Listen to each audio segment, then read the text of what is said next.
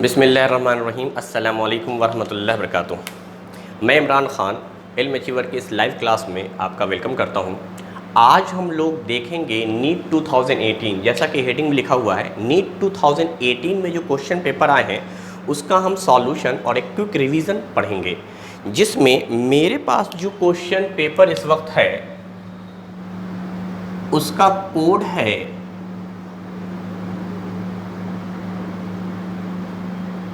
PP, जिसमें chemistry का question 46 से 90 नंबर के क्वेश्चन तक है, यानी 46 से 90 नंबर क्वेश्चन जो हैं वो केमिस्ट्री के हैं।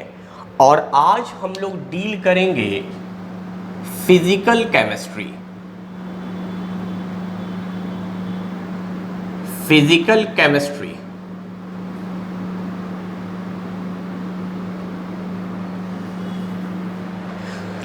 तो देखिए, फिजिकल केमिस्ट्री में जो क्वेश्चन आया है वो क्वेश्चन नंबर 46 से शुरू हुआ है, यानी पहला सवाल फिजिकल केमिस्ट्री का क्वेश्चन नंबर 46 है, जो बोर्ड पे डिस्प्ले हो गया है।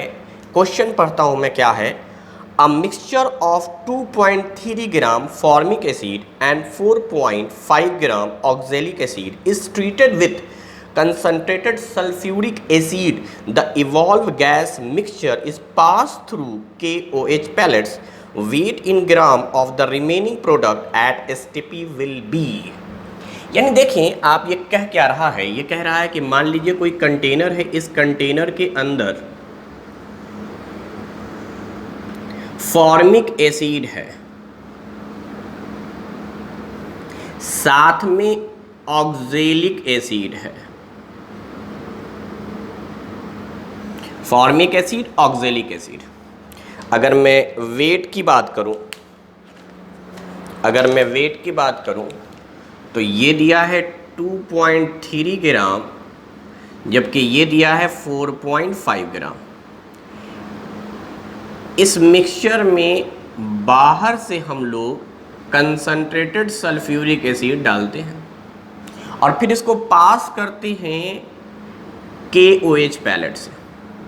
तो KOH से पास करने के बाद जो गैस इवॉल्व होती है, उस गैस का हमें वेट बताना है।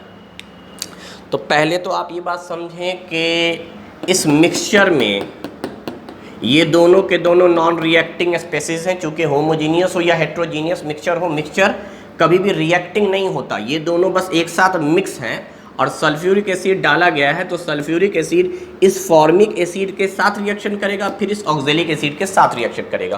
तो रिएक्शन कैसे होगा वो मैं बता देता हूँ। यह है हमारा फॉर्मिक एसिड, इस पर रिएक्शन करवाया गया सल्फ्यूरिक एसिड से। तो देखिए होता क्या है, कार्बन मोनोऑक्साइड गैस CO निकाल दें आप, ये गैस रिलीज होगी, कार्बन मोनोऑक्साइड गैस रिलीज होगी। अब देखिए बचा क्या, HOH, यानी साथ में वाटर। बड़ा सिंपल सा रिएक्शन है। Sulphuric acid as a catalyst काम कर रहा होता है, और इसमें होता क्या है कि CO जो है वो कार्बन मोनोऑक्साइड गैस है, जबकि HOH जो बचा वाटर। ये रिएक्शन होता है। अब सोचा जाए इनिशियली इसके कितने मोल थे। तो देखिए इसका वेट गिवन है 2.3 ग्राम। अगर आप इसके गिवन वेट को इसके मॉलिक्यूलर वेट से डिवाइड करेंगे तो मोल आएगा। मॉलिक्यूलर वेट के लिए हाइड्रोजन का 1, कार्बन का 12, ऑक्सीजन का 16, 16 और 1, यानी हाइड्रोजन 1 1 तो 2 हो गया, कार्बन का अकेले 12 हो गया, और ऑक्सीजन का 16 × 16 दैट इज 32, 2 4 6 46। आप पॉइंट हटाकर 0 लिख सकते हैं, यानी ये जो वैल्यू आ रहा है that is 1/20 mole. Initially formic acid इतना था, उस वक्त प्रोडक्ट नहीं बना था, but after certain time of interval सारे के सारे फॉर्मिक एसिड कन्वर्ट हो गए कार्बन मोनोऑक्साइड गैस में और वाटर में। भाई एक मोल बना रहा था तो 1/20 मोल 1/20 मोल बनाएगा। अब चलिए इसी में अब हम लोग देखें दूसरा पार्ट जो मिक्सचर का था वो तो था ऑक्जेलिक एसिड। ऑक्जेलिक एसिड, दो कार्बोक्सिलिक एसिड अगर ज्वाइन हो गया तो ऑक्जेलिक एसिड हो गया। ऑक्जेलिक एसिड को अगर सल्फ्यूरिक एसिड के प्रेजेंस में रिएक्ट कराएंगे तो क्या होगा, फिर से वही कहानी। यहाँ पर देखें CO कार्बन मोनोऑक्साइड गैस निकलेगी, ये CO कार्बन मोनोऑक्साइड गैस। साथ में यहाँ पर एक दूसरा पार्ट भी कार्बन का है तो यहाँ से carbon dioxide COO। Oxalic acid carbon dioxide gas भी रिलीज कराता है। साथ में अब देखिए एक हाइड्रोजन और oxygen, that is water. Reaction काफ़ी आसान है अगर आप समझना चाहें इसको। CO निकाल दो फिर CO2 निकाल दो तो यहाँ से एक और यहाँ से दो, 3 ऑक्सीजन निकल गए। ये चौथा ऑक्सीजन जो होगा वाटर में जाएगा और दोनों हाइड्रोजन वाटर में जाएंगे। तो फॉर्मिक एसिड में भी carbon monoxide plus water, oxalic में भी कार्बन मोनोऑक्साइड प्लस वाटर। यानी कुल मिलाकर जो मैं बोल रहा था कि जैसे ही इसको डाला इसके अंदर, अच्छा यहाँ पर फिर से देखें, इनिशियली ऑक्जेलिक एसिड दिया हुआ था 4.5 ग्राम। इसके मॉलिक्यूलर वेट से डिवाइड करेंगे, कार्बन 2 है, कार्बन का वेट हो गया 24, 12 और 12 मिलाकर। हाइड्रोजन हो गए 2 पीस, 2। ऑक्सीजन 1 2 3 4, 16 इंटू 4 64, 4 8 10 9, यानी इसका वेट आ गया 90। पॉइंट हटाएं, 0 लगाएं, again 1/20 mole. But at the end of reaction सारे के सारे ऑक्जेलिक एसिड सल्फ्यूरिक एसिड के साथ रिएक्ट करके या उनके प्रेजेंस में किस में कन्वर्ट हो गए, 1/20 mole carbon monoxide gas, 1/20 mole carbon dioxide and 1/20 mole water. समझे, यही रिएक्शन हुआ है। इसके अंदर जब रिएक्शन होगा तो फाइनली जो प्रोडक्ट बनेगा वो प्रोडक्ट बनेगा आपका carbon monoxide 1/20, 1/20 carbon dioxide 1/20, water होगा 1/20, 1/20। अगर मैं सारी बातचीत करूं अब तो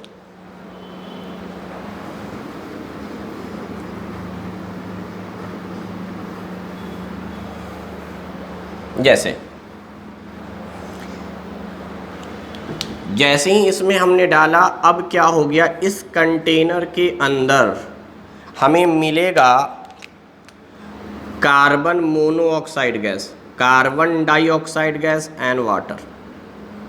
कार्बन मोनोऑक्साइड गैस होगा 1/20 plus 1/20, carbon dioxide 1/20, water 1/20 plus 1/20। आपको समझाने के लिए पूरा बता रहा हूँ। तो आप बताओ ये 1/20 1/20 मिलाकर क्या हो जाएगा, 2/20 यानी 1/10, 1/10 मोल। ये तो यही रहेगा और ये भी 1/10 मोल। तो कह ये रहा था कि ये जो मिक्सचर है इसमें आपने सल्फ्यूरिक एसिड डाला, डालने के बाद you will get this mixture. अब कह रहा है इसको पास कराना है KOH के साथ। याद रखिए ये KOH जो होता है ये एब्जॉर्ब कर लेता है, absorb CO2 gas. Carbon dioxide gas absorb हो जाएगा KOH पैलेट्स पर, यानी पोटेशियम हाइड्रोक्साइड जो है वो कार्बन डाइऑक्साइड गैस को एब्जॉर्ब कर लेगा। उसकी वजह ये है कि ये बेसिक नेचर का होता है, KOH is a strong base. और यहाँ देखिए आप, कार्बन डाइऑक्साइड या तो वाटर के साथ कंबाइन होकर कार्बोनिक एसिड बनाता है, या कार्बन डाइऑक्साइड जो होता है उसका नेचर होता है एसिडिक ऑक्साइड, जबकि कार्बन मोनोऑक्साइड गैस न्यूट्रल है। ये याद रखिएगा, carbon mono is a neutral oxide, carbon dioxide is a acidic in nature. इन दोनों के साथ रिएक्शन करके कार्बोनिक एसिड भी बनाता है। तो ये बेस जो होता है ना, वाटर को और कार्बन डाइऑक्साइड को एब्जॉर्ब कर लेता है। गैस की बात हो रही थी इसलिए हम लोगों ने सिर्फ यहाँ मेंशन किया कार्बन डाइऑक्साइड। वाटर भी चाहे तो आप वाटर भी लिखें, absorb carbon dioxide and water. KOH इसको एब्जॉर्ब कर लेता है। तो यहाँ पर जो गैस रिलीज होगी वो कौन होगी, कार्बन मोनोऑक्साइड गैस। तो क्वेश्चन में यही पूछ रहा है, बड़ा अच्छा सवाल था। इसमें आपको रिएक्शन और साथ में ये जानना जरूरी है कि KOH जो है वो बेसिक नेचर का है, कार्बन डाइऑक्साइड एसिडिक नेचर के हैं, इसीलिए सिर्फ कार्बन मोनोऑक्साइड गैस ही रिलीज होगी, बाकी सब एब्जॉर्ब कर लिया जाएगा। इस KOH के वजह से क्वेश्चन थोड़ा सा इंपॉर्टेंट हो गया है और ट्रिकी हो गया है। तो आप देखें कार्बन मोनोऑक्साइड गैस कितना निकला होगा, 1/10 मोल। मुझे इसी का वेट चाहिए, तो अब ये सब चीज़ हटा देते हैं हम। ये सिर्फ समझाने के लिए था कि इतना सारा रिएक्शन हुआ, but at the end of reaction जो रिलीज गैस है वो कार्बन मोनोऑक्साइड गैस है और मुझे उसका वेट चाहिए। तो कार्बन मोनोऑक्साइड गैस 1/10 मोल हो गए थे, 1/20 प्लस 1/20 ऐड होकर 1/10।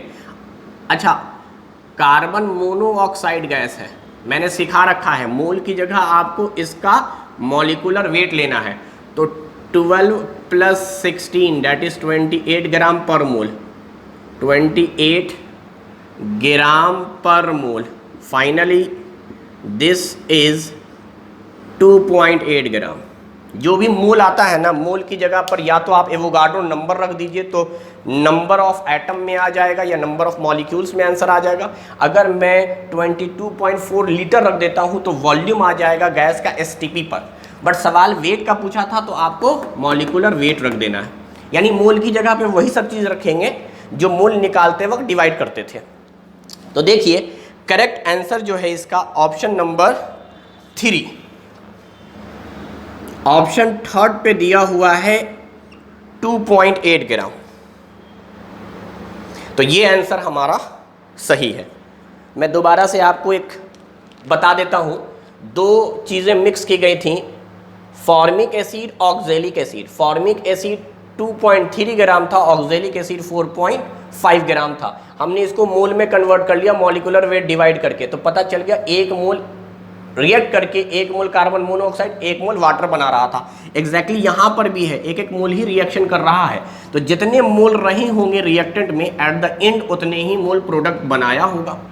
फिर इस क्वेश्चन में कह रहा है KOH का भी इस्तेमाल किया गया। KOH क्या करेगा, इन दोनों को एब्जॉर्ब कर लेगा, वाटर को और कार्बन डाइऑक्साइड गैस को। कार्बन मोनोऑक्साइड न्यूट्रल गैस होता है, वो एब्जॉर्ब नहीं हो पाता है KOH के सरफेस पर।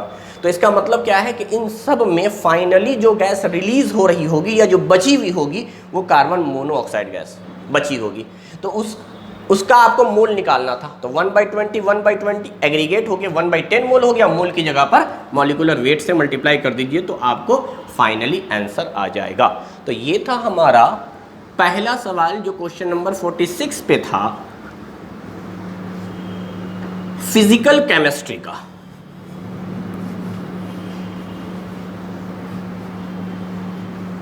चलिए नेक्स्ट क्वेश्चन जो हमारा फिजिकल केमिस्ट्री का है वो है क्वेश्चन नंबर 54 नंबर पे है। सवाल कह रहा है the correct difference between first and second order reaction, यानी केमिकल काइनेटिक्स से है, फर्स्ट और सेकेंड ऑर्डर का आपको करेक्ट डिफरेंस बताना है। आगे सुनिए क्या कह रहा है। पहला option, the rate of first order reaction does not depend on the reactant concentration, the rate of second order does depend on the reactant concentration, the half life period of first. मैं एक बार option ऐसे ही देख लेता हूँ। पहले rate की बात किया है, फिर हाफ लाइफ की बात किया है, कैटलिस्ट की बात किया है और फिर रेट की बात किया है। तो मैं थोड़ा सा आपको बता दूं, फिर वापस क्वेश्चन पे आएंगे। केमिकल काइनेटिक्स में इतना आप जानिए कि अगर मैं 3 ऑर्डर को क्लासिफाई करूं, ऑर्डर एक एक्सपेरिमेंटल डिटरमाइंड क्वांटिटी है, हो सकता है कोई रिएक्शन 0 ऑर्डर का हो, 0 ऑर्डर हो, फर्स्ट ऑर्डर हो और सेकेंड ऑर्डर हो। हालांकि एक्सपेरिमेंटली जब आप निकालेंगे तो ज़रूरी नहीं है कि आपको 0, 1, 2 ही आए, 3 भी आ सकता है, 4 भी आ सकता है, फ्रैक्शन में भी आ सकता है, 1.5, 2.5, 1.3 कुछ भी आ सकता है, निगेटिव में भी आ सकता है, -1, -2, -0.5। एक्सपेरिमेंटल डिटरमाइंड क्वांटिटी है, कुछ भी आ सकता है ऑर्डर। ऑर्डर को जनरली हम लोग जब रिप्रेजेंट करते हैं तो n से रिप्रेजेंट करते हैं। अब देखिए मैं सिर्फ समझाने के लिए यहाँ 0 फर्स्ट सेकेंड ऑर्डर लिया है, तो बात कर रहा हूँ मैं सबसे पहले रेट लॉ। रेट लॉ का कहना क्या है वो सुनिए। रेट लॉ का कहना है, एक एक्सपेरिमेंट मैं मेज़र कर लेता हूँ, मान लो ए कोई रिएक्टेंट है, वो प्रोडक्ट में कन्वर्ट हो रहा है, तो स्टार्टिंग में इसका कंसंट्रेशन A0 स्टार्टिंग में ये था ही नहीं, फाइनली इसका कंसंट्रेशन AT, इसका कंसंट्रेशन BT। आप इस AT को लिख सकते हैं A0 माइनस एक्स, अगर यहाँ 1 मोल है तो। खैर मैंने ऐसे ही एक रफली एक्सपेरिमेंटल वैल्यू जानने के लिए एक रिएक्शन माना। तो देखो जीरो ऑर्डर रिएक्शन में सबसे पहले रेट लॉ आता है। रेट लॉ क्या कहता है?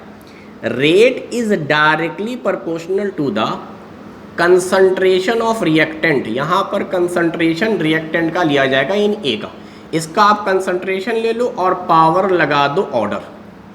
पावर में हमेशा ऑर्डर लगाना होता है 0। यहाँ पर सोचो rate is directly proportional to the concentration of reactant power.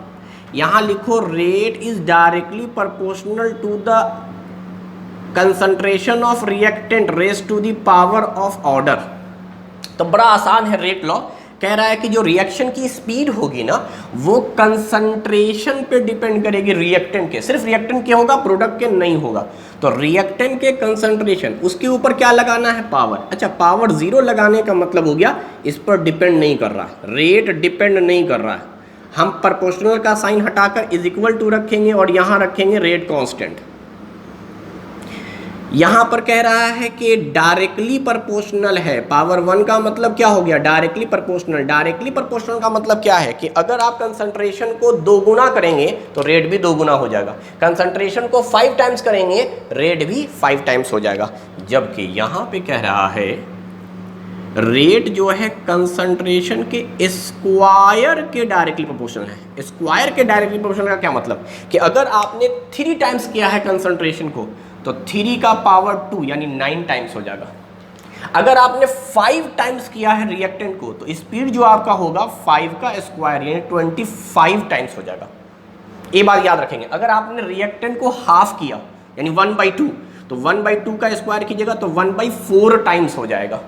यानी रेट जो है ना, रेट लॉ वाला एक्सप्रेशन देखना है। रेट लॉ का एक्सप्रेशन बड़ा आसान है, डायरेक्टली प्रोपोर्शनल हर जगह लिखना है, कंसंट्रेशन लेना है रिएक्टेंट का, उसके ऊपर पावर आपको लगा देना है जो भी ऑर्डर होगा। 0 ऑर्डर में 0, पावर 0 मतलब 1 कांस्टेंट, डिपेंड नहीं कर रहा है, डायरेक्टली डिपेंड कर रहा है, स्क्वायर के डायरेक्टली डिपेंड कर रहा है। तो अगर मैं ऐसे ही रफली ग्राफ ड्रॉ करने की कोशिश करूं तो देखिए रेट और कंसंट्रेशन के बीच में क्या जाता है। अगर मैं यहाँ पे कंसंट्रेशन ले लूँ, यहाँ रेट ले लूँ, तो देखो कंसंट्रेशन को तुम बढ़ाते रहो रेट नहीं बढ़ेगा, ये कांस्टेंट लाइन ग्राफ आएगा। रेट फिक्स हो गया यानी इनिशियल कंसंट्रेशन, फाइनली जैसे से आप कंसंट्रेशन बढ़ाते चले जा रहे हो रेट पे कोई फ़र्क नहीं पड़ रहा है। जबकि यहाँ पर क्या हो रहा है कि यहाँ अगर आपने कंसंट्रेशन लिया और यहाँ रेट लिया तो rate is directly proportional to concentration, यानी जैसे जैसे कंसंट्रेशन बढ़ेगा रेट लीनियर ग्राफ आएगा बिल्कुल। जबकि यहाँ पर जो रेट और कंसंट्रेशन का ग्राफ है वो इस तरह से ग्राफ आता है, दिस इज कॉल्ड पैराबोला। यानी शुरू में तो धीरे धीरे, उसके बाद बहुत तेज़ी से। आप ज़रा देखो, अगर आपने 2 गुना किया कंसंट्रेशन को तो रेट 4 गुना हुआ, अगर आपने 3 गुना किया तो 9 गुना हो गया रेट, अगर कंसंट्रेशन 4 गुना हुआ रेट 16 गुना हो गया। तो रेट बहुत तेज़ी से बढ़ रहा है कंसंट्रेशन के चेंज होने पे, इसलिए यहाँ पे जो कर्व आता है वो पैराबोला ग्राफ आता है। तो ये तो रेट लॉ की हम लोगों ने बात कर ली, रेट लॉ पे थोड़ा सा डाटा हम लोगों ने देख लिया। अब चलिए ग्राफ हटा देते हैं और साथ में ये सिर्फ आपको एक रिवीजन पॉइंट ऑफ व्यू से कुछ पॉइंट्स जो इम्पॉर्टेंट है वो मैं दे दे रहा हूँ। तो ये हो गया पहला आपका रेट लॉ का एक्सप्रेशन। दूसरा क्या है वो सुनिए। दूसरा एक्सप्रेशन ये कहता है कि अगर मैं इंटीग्रल रेट लॉ निकालूं तो वहाँ से आता था रेट कांस्टेंट यानी के और साथ में टाइम के टी बराबर आता था यही initial concentration minus final concentration. के रेट कांस्टेंट है, टी टाइम है। यानी जैसे जैसे आप टाइम बढ़ाते चले जाएंगे तो रेट कांस्टेंट का क्या रिलेशन होगा कंसंट्रेशन के टर्म में, ये निकाला गया है इंटीग्रल रेट लॉ में। जबकि यहाँ पर कह रहा है के टी बराबर L N A naught minus L N A T, यानी यहाँ पे डायरेक्ट डिफरेंस है, यहाँ पर एल एन लगाकर डिफरेंस है। और ये बात हमें अच्छे से पता है कि एल एन का जो डिफरेंस होता है वो डिफरेंस में तब बोलते हैं जब ये लॉग या एल एन जो नेचुरल लॉग है वो किस में हो, रेशियो में हो। इसको आप ऐसे भी लिख सकते हैं, एल एन एक नेचुरल लॉग है, इसको अगर आप लॉग में कन्वर्ट करें बेस 10 वाले में तो आपको करना पड़ेगा 2.303 से मल्टीप्लाई। तो एल एन का आप मतलब समझें 2.303 लॉग, ये बेस 10 वाला है ए नॉट बाई ए टी, ये के टी बराबर आ गया। अब देखो यहाँ पर अगर आप निकालोगे सेकेंड ऑर्डर में तो के टी बराबर आएगा 1 by A T minus 1 by A not.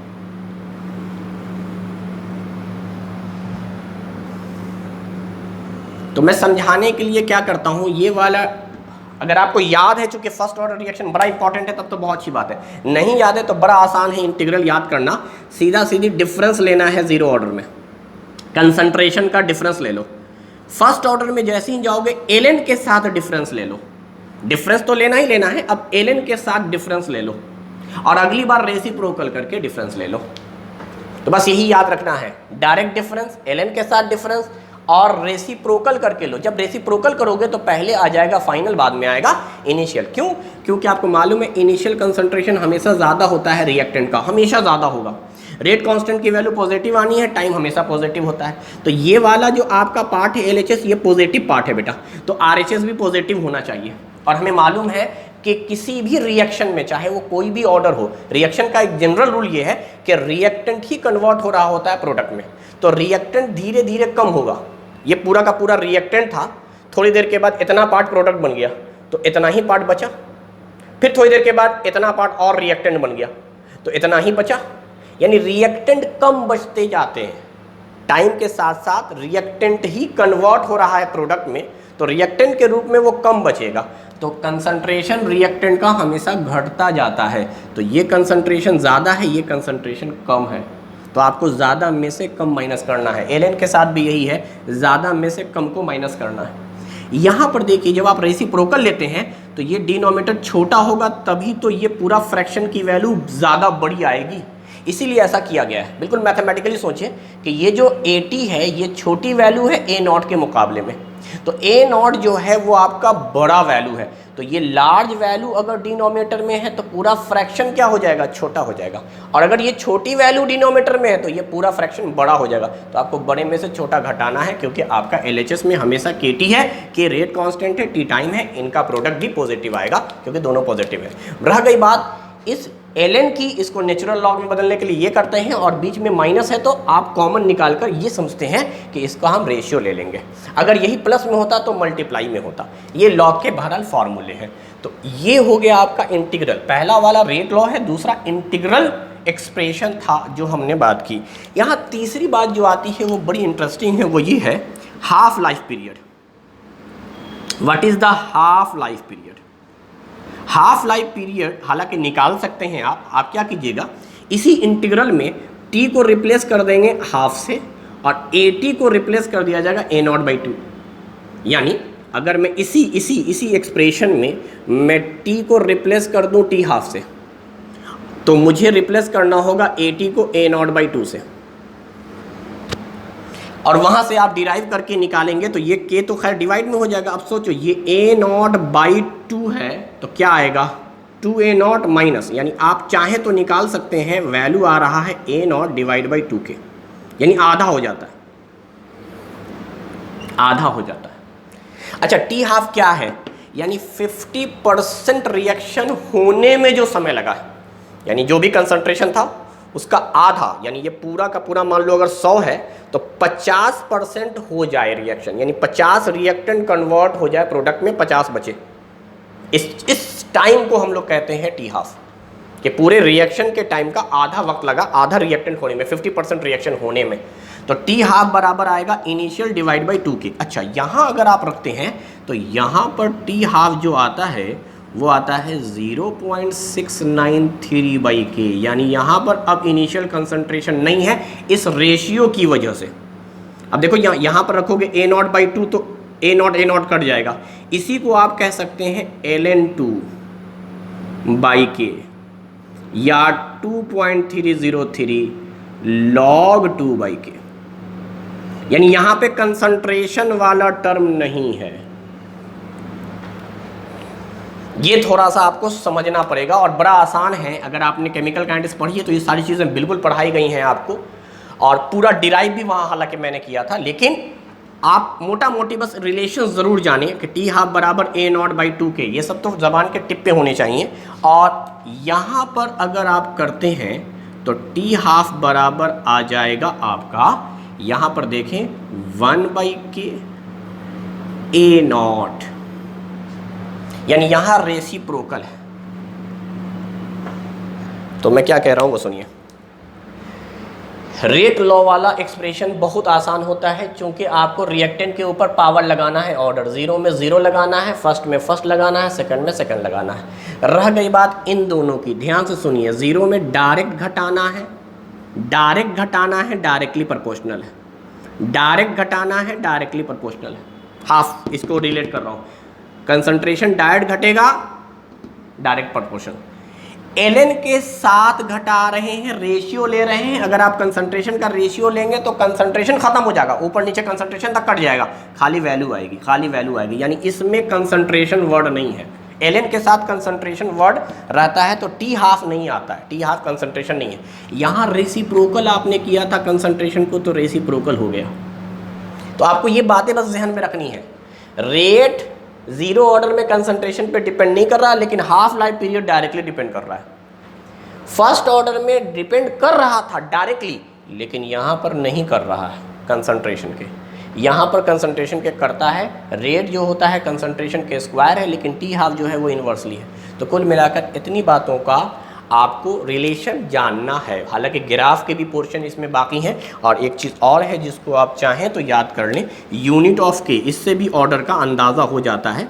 Unit of के, तो 0 ऑर्डर के लिए आप देखिए मैंने पढ़ाया था, तो यहाँ बराबर के क्या था, यानी ए पे पावर तो 0 है, ये पार्ट तो ख़त्म हो जाएगा, 1 बनेगा, तो के से मल्टीप्लाई किया था, तो इसका मतलब आर बराबर के था, तो के ही तो रेट कांस्टेंट है, तो इसकी यूनिट वही होगी जो रेट की है। रेट की यूनिट होती है मोल पर लीटर पर सेकंड। ये जो है ना आपका सेकंड में हो सकता है, टाइम जिसमें भी दिया रहे, ये टाइम का एक्चुअली यूनिट है।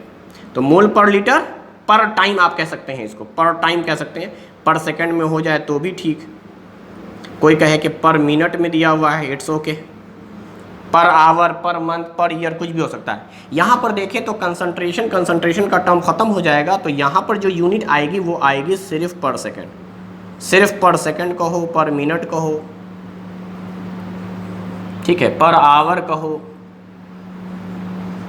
अच्छा, यहां पर अगर आप देखें तो रिवर्स हो जाएगा, लीटर पर मोल पर सेकंड, लीटर पर मोल पर मिनट।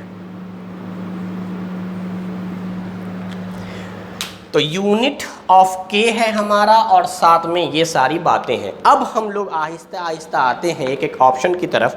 देखिए क्वेश्चन नंबर 54 में कह रहा था फर्स्ट और सेकंड ऑर्डर, फर्स्ट और सेकंड ऑर्डर को मुझे बताना है कि इसमें कौन सा करेक्ट डिफरेंस है। पहला ऑप्शन, रेट की बात किया है, रेट की। अच्छा, rate of first order reaction does not depend on the reactant concentration. ये स्टेटमेंट गलत हो गया, रेट डिपेंड नहीं कर रहा है कंसंट्रेशन पे, ये कहा है पहले ऑप्शन में, जबकि हमें मालूम है रेट डायरेक्टली प्रोपोर्शनल होता है। हाँ, 0 ऑर्डर में डिपेंड नहीं कर रहा है, 0 में नहीं कर रहा है, बट फर्स्ट ऑर्डर में तो कर रहा है, तो ये ऑप्शन गलत हो गया। आप सीधे दूसरे ऑप्शन पे आ जाइए। अब हाफ लाइफ की बात कर रहा है, the half life of first order reaction does not depend on initial concentration, A0 लिखा है, इनिशियल कंसंट्रेशन ऑफ रिएक्टेंट। हाँ, बिल्कुल सही स्टेटमेंट है, क्योंकि हाफ लाइफ जो है ना वो A0 पे डिपेंड नहीं कर रहा। इस एक्सप्रेशन में कहीं पर भी A0 नहीं आया है, A0 नहीं आया, जबकि KT वाले में A0 था, इसमें नहीं है। इसका मतलब ये स्टेटमेंट सही लग रहा है। अभी सेकेंड पार्ट पढ़ते हैं इसी का। The half life of second order reaction does depend on, यानी सेकेंड ऑर्डर का हाफ लाइफ भी डिपेंड करता है। हाँ, डिपेंड करता है। सेकेंड ऑर्डर का हाफ लाइफ डिपेंड करता है, फर्स्ट ऑर्डर का हाफ लाइफ डिपेंड नहीं करता है। ये डिफरेंस बिल्कुल सही है, तो ऑप्शन 2 सही जवाब हो गया। बहरहाल मैं ऑप्शन 3 भी पढ़ लेता हूँ। 3 ऑप्शन कह रहा है the first order reaction can be catalyse, the second order reaction can not be catalyse. Catalyse हम सारे रिएक्शन को कर सकते हैं। कैटलिस्ट का इस्तेमाल करके आप स्पीड बढ़ा भी सकते हैं, स्पीड घटा भी सकते हैं। याद रखिए, कैटलिस्ट हमेशा अल्टर करता है, अल्टर करता है। पॉजिटिव कैटलिस्ट होगा, एक्सेलरेट करेगा, एक्टिवेशन एनर्जी को कम करके स्पीड बढ़ा देता है। अगर निगेटिव कैटलिस्ट है तो वो एक्टिवेशन एनर्जी को बढ़ाकर स्पीड घटा देता है। ये 2 बातों का ख्याल रखेंगे। कैटलिस्ट 2 तरह का होता है। कैटलिस्ट क्या होता है? स्पीड में फर्क डालता है, रिएक्शन की स्पीड में फर्क डाल देगा, रेट पे फर्क डाल देगा। रेट या तो बढ़ा देगा या घटा देगा। अगर रेट बढ़ा रहा है तो एक्टिवेशन एनर्जी को कम कर रहा है, और अगर रेट कम हो रहा है तो निगेटिव कैटलिस्ट है और ये इनहिबिटर की तरह काम करता है, एक्टिवेशन एनर्जी को बढ़ा देता है। खैर, तो यहाँ ये स्टेटमेंट भी गलत था। चौथे स्टेटमेंट की तरफ आते हैं। The rate of first order reaction does depend on reactant concentration. सही बात है, फर्स्ट ऑर्डर रिएक्शन का रेट डिपेंड कर रहा है कंसंट्रेशन पे। The rate of second order reaction does not depend upon the reactant. ये गलत, ये भी कर रहा है, बल्कि ये तो और डायरेक्टली प्रोपोर्शनल था फर्स्ट ऑर्डर, और ये था स्क्वायर ऑफ रिएक्टेंट के कंसंट्रेशन के बाद। अब क्या है कि केमिकल काइनेटिक्स को चूंकि हमने यहाँ पे डिटेल में डिस्कस किया है, तो हम नेक्स्ट क्वेश्चन जो है केमिकल काइनेटिक्स से ही जो आया था 2018 में, उस पर आ जाते हैं। सीक्वेंस को फॉलो नहीं कर रहे हैं हम लोग, डायरेक्ट इसी टॉपिक से रिलेटेड दूसरा क्वेश्चन डिस्कस कर लेते हैं। और अगर आप देखें 2018 में नीट के पेपर में, तो सेकेंड क्वेश्चन जो आपका आया है केमिकल काइनेटिक्स से, वो है 79 नंबर। 79 नंबर क्वेश्चन है। अब 79 नंबर क्वेश्चन क्या है जरा सुनिए। देखिए बोर्ड पे डिस्प्ले हो चुका है, आप पढ़ें 79 नंबर क्वेश्चन। क्वेश्चन कह रहा है when initial concentration of reactant is double. Initial concentration क्या हो गया है? डबल हो गया है। The half life period of zero order reaction, zero order reaction का हाफ लाइफ ये है, और ये है इनिशियल कंसंट्रेशन। अगर आप इनिशियल कंसंट्रेशन को डबल कर देंगे, ये तो चेंज नहीं होना चूंकि ये कांस्टेंट है, ये एक नंबर है, ये भी कांस्टेंट वैल्यू है, तो अगर आप इसको डबल करेंगे तो टाइम डबल हो जाएगा। सिंपल सा लॉजिक है, डायरेक्टली प्रोपोर्शनल है, ये सब कांस्टेंट है, तो हम यहां से ड्रॉ कर सकते हैं जीरो ऑर्डर के लिए हाफ लाइफ पीरियड इनिशियल के डायरेक्टली प्रोपोर्शनल। जीरो ऑर्डर में डिपेंड कर रहा है, फर्स्ट ऑर्डर में डिपेंड नहीं कर रहा, सेकंड ऑर्डर में इनवर्सली है बेटा, इनवर्सली है। तो कुल मिलाकर क्या कह रहा है, अगर इनिशियल कंसंट्रेशन को रिएक्टेंट के आप डबल कर देंगे तो हाफ लाइफ पीरियड भी डबल हो जाएगा, यानी ऑप्शन नंबर 2 सही जवाब है। तो ये था हमारा केमिकल काइनेटिक्स से रिलेटेड क्वेश्चन। चलिए अब हम लोग आते हैं नेक्स्ट क्वेश्चन की तरफ।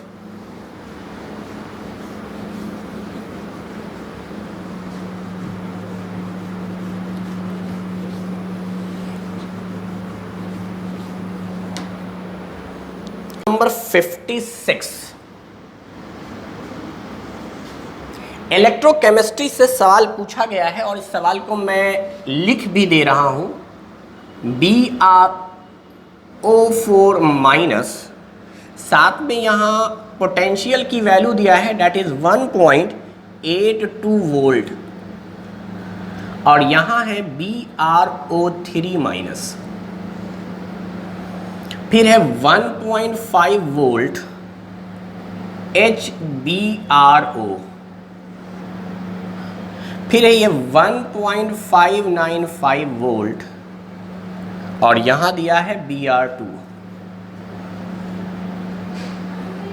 और Br माइनस 1.0652 वोल्ट। क्वेश्चन में कह रहा है कि कौन सा स्पेसीज जो है वो डिस्पर्पोनेशन रिएक्शन करता है। डिस्पर्पोनेशन रिएक्शन पे सवाल पूछे गए हैं। तो देखिए, डिस्पर्पोनेशन रिएक्शन उस रिएक्शन को कहते हैं जिसमें एक ही सेंटर या एक ही एटम ऑक्सीडाइज भी हो और रिड्यूस भी हो, एक ही चीज ऑक्सीडाइज और रिड्यूस दोनों हो। अच्छा, ऑक्सीडाइज होने का मतलब ये हो गया कि ऑक्सीडेशन नंबर बढ़ेगा, इलेक्ट्रॉन निकलेगा, ऑक्सीडेशन नंबर बढ़ेगा। और रिडक्शन का मतलब हो गया ऑक्सीडेशन नंबर घट जाएगा, रिड्यूस्ड हो जाएगा बाय एक्सेप्टिंग इलेक्ट्रॉन, यानी इलेक्ट्रॉन को लेकर ऑक्सीडेशन नंबर यानी चार्ज घटता है और इलेक्ट्रॉन को निकालकर ऑक्सीडेशन नंबर यानी चार्ज बढ़ता है। तो आप यही याद रखिए, इलेक्ट्रॉन का निकालना ऑक्सीडेशन नंबर का बढ़ाना ऑक्सीडेशन है, इलेक्ट्रॉन का एक्सेप्ट कर लेना चार्ज का या ऑक्सीडेशन नंबर का घट जाना रिडक्शन प्रोसेस है। तो जो दोनों काम कर ले, तो सबसे पहले यहाँ पर आप ऑक्सीडेशन नंबर निकालें। अगर आप ब्रोमीन का निकालेंगे तो ब्रोमीन +7 है, +7 का मतलब हो गया ब्रोमीन अपने हाईएस्ट में है। अब ये बढ़ा नहीं सकता, पहली बात, सिर्फ घटाएगा ही। +7 अब हाईएस्ट में आ गया, इसके पास 7 ही वैलेंस इलेक्ट्रॉन होते हैं, 17 ग्रुप में है। तो ये क्या करेंगे, ये अब सिर्फ अपना ऑक्सीडेशन नंबर घटाएंगे, मतलब ये रिडक्शन करेगा, खुद को रिड्यूस करेगा, मतलब एक्ट करेगा ऑक्सीडाइजिंग एजेंट की तरह। तो याद रखो बेटा, ये तो डिस्प्रपोर्शनेशन रिएक्शन में जा ही नहीं सकता। यहां पर देखो, इस ब्रोमीन का ऑक्सीडेशन नंबर कितना है भाई, -1। -1 का मतलब क्या हो गया, लोएस्ट में है, मिनिमम है, लोएस्ट ऑक्सीडेशन नंबर है। यहाँ हाईएस्ट ऑक्सीडेशन स्टेट है, ऑक्सीडेशन नंबर या ऑक्सीडेशन स्टेट, और यहाँ लोएस्ट ऑक्सीडेशन नंबर है बेटा। ये अब इससे कम तो कर ही नहीं सकता, यानी ये खुद को रिड्यूस नहीं कर सकता, ये खुद को ऑक्सीडाइज ही करेगा, अपना ऑक्सीडेशन नंबर बढ़ाएगा, खुद को ऑक्सीडाइज करेगा, मतलब दूसरे को रिड्यूस करेगा। यानी दोनों तरह से एक्ट नहीं कर सकता। पढ़ाया गया था डिस्प्रपोर्शनेशन रिएक्शन के लिए इंटरमीडिएट ऑक्सीडेशन नंबर होने चाहिए, यानी इंटरमीडिएट का मतलब ये हो गया कि ब्रोमीन का मिनिमम है -1, मैक्सिमम है +7, इनके दरमियान में हो, मतलब मान लो 2 हो जाए, तो 2 से वो क्या हो सकता है, -1 तक जा सकता है, और 2 से क्या हो सकता है, +7 तक जा सकता है। 0 हो जाए, 0 से -1 तक जा सकता है, 0 से +7, मतलब दोनों काम करेगा, यही डिस्प्रपोर्शनेशन रिएक्शन है। तो ये 2 ऑप्शन तो पहले छड़ गए बेटा। अब यहाँ 3 बचे, अब जरा से चेक करो, इसका ऑक्सीडेशन नंबर कितना है, जब आप निकालिएगा तो +5 आएगा, इसका ऑक्सीडेशन नंबर निकालेंगे तो कितना आएगा, +1 आ जाएगा, इसका कितना आ जाएगा, 0 आ जाएगा। ऑक्सीडेशन नंबर निकालना तो आता है, आप जिसका निकाल रहे हैं उसका x माने, बाकी का वैलेंसी लें। ऑक्सीजन का -2 होता है, -2 × 4 -8 होता है, जो भी यहाँ चार्ज लगा हुआ है उसे = के बाद रखते हैं। थोड़ा समझा दे रहा हूँ मैं, ब्रोमीन का x माने, ऑक्सीजन का -2 × 4 = -1, तो x बराबर ये -8 उधर जाकर +8 हो जाएगा, तो x बराबर +7। ऐसे भी सोचे, पूरे मॉलिक्यूल पर एक निगेटिव चार्ज है, ऑक्सीजन वाला -8 हो गया है, तो ये +7 होगा, ताकि मिलाकर एक माइनस बचे। वही चीज़ यहाँ पर है बेटा, 3 दूनी 6, 6 माइनस हो गया है, तो 5 प्लस रहेगा, तभी एक निगेटिव बचेगा। अच्छा ज़रा देखो, ये न्यूट्रल मॉलिक्यूल है, ऑक्सीजन -2 होता है, ये दोनों मिलाकर +2 होंगे, हाइड्रोजन +1 में रहता है, ब्रोमीन भी +1 में रहेगा, तभी ये +2 होगा। यहाँ पर कुछ नहीं है तो 0, यहाँ पर -1 है तो -1।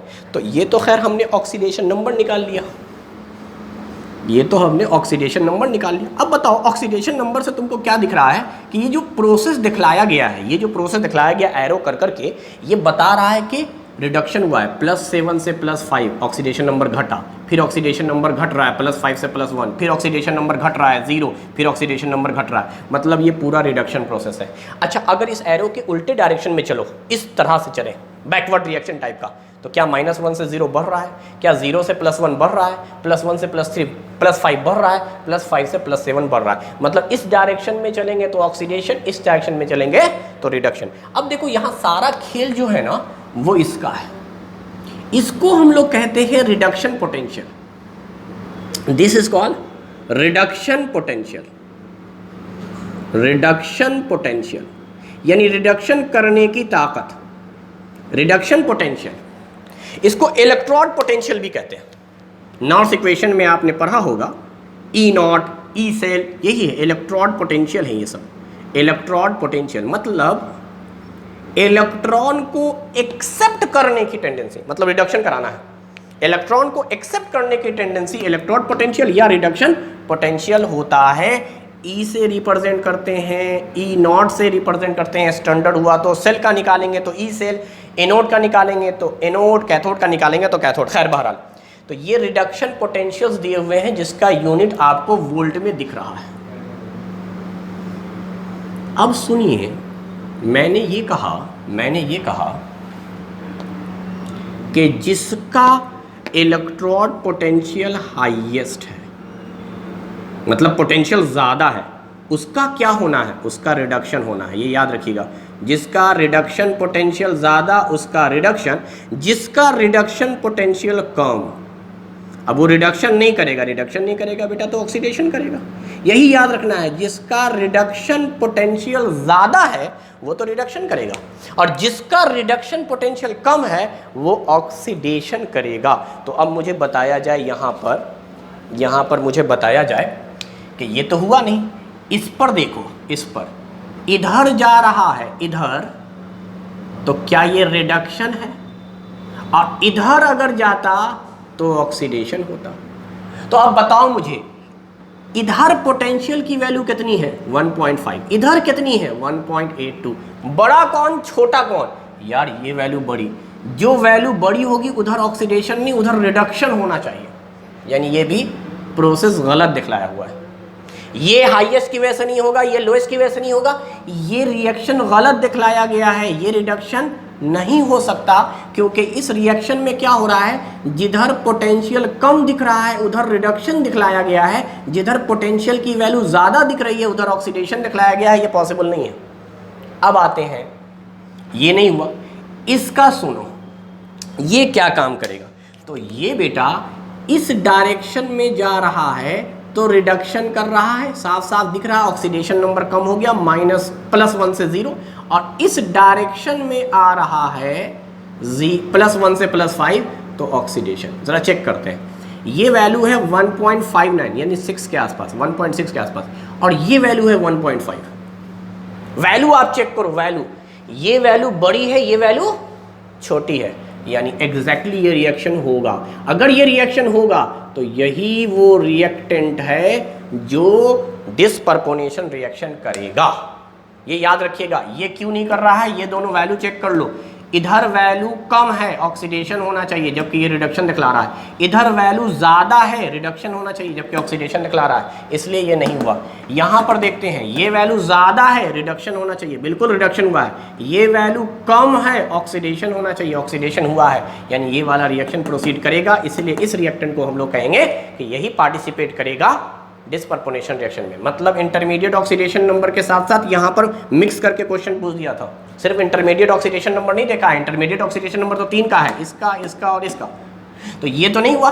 अब चलो इसको चेक करते हैं। इसको चेक करने के लिए मैं क्या बोल रहा हूँ, इसको चेक करने के लिए इधर अगर आप चलते हैं तो ये तो ऑक्सीडेशन होगा, क्योंकि 0 से +1 की तरफ चल रहे हैं, और अगर इधर आप चल रहे हैं 0 से -1 की तरफ तो रिडक्शन होगा बेटा, रिडक्शन होगा। अब चेक करते हैं, ये वैल्यू है 1.0 और ये वैल्यू है 1.6। छोटी कौन बड़ी कौन? बड़ी ये वैल्यू है। जो वैल्यू बड़ी है उधर ऑक्सीडेशन नहीं, उधर रिडक्शन होगा, और जो वैल्यू कम है उधर ऑक्सीडेशन। उल्टा दिया हुआ, यानी जो काम इस +5 ऑक्सीडेशन नंबर वाले को काटा है उसी तरीके से 0 वाले को काट दीजिए। यानी आपको दो चीज़ों के कॉन्सेप्ट को मिक्स करके ये सवाल दिया गया था। पहली बात, डिस्प्रपोर्शनेशन रिएक्शन में आपको पता होना चाहिए ऑक्सीडेशन नंबर इंटरमीडिएट होता है। अब इंटरमीडिएट 3 थे, +5, +1 और 0, 2 तो छट गए मिनिमम मैक्सिमम पर। अब क्या हुआ, इनकी वैल्यू देखना है। दोनों तरफ पोटेंशियल दिया हुआ है, इलेक्ट्रोड पोटेंशियल। इलेक्ट्रोड पोटेंशियल जिधर ज़्यादा उधर रिडक्शन, जिधर कम उधर ऑक्सीडेशन। इसी पैरामीटर पर हमें पता चल गया कि HBRO यानी डिस्प्रपोर्शनेशन रिएक्शन में कौन जाएगा, तो the correct answer is option number 4। चौथा आंसर सही है, HBRO। तो ये इलेक्ट्रोकेमिस्ट्री से क्वेश्चन पूछ दिया था, और आसान क्वेश्चन है, ज़्यादा टिपिकल क्वेश्चन नहीं मानेंगे। बस आपको रिएक्शन समझना था। इलेक्ट्रोड पोटेंशियल और रिडक्शन पोटेंशियल की वैल्यू गिवन है, उस वैल्यू का भी इस्तेमाल करके आपको बताना था कौन डिस्प्रपोर्शनेशन रिएक्शन में जाएगा। चलिए नेक्स्ट क्वेश्चन है हमारा क्वेश्चन नंबर 57। क्वेश्चन नंबर 57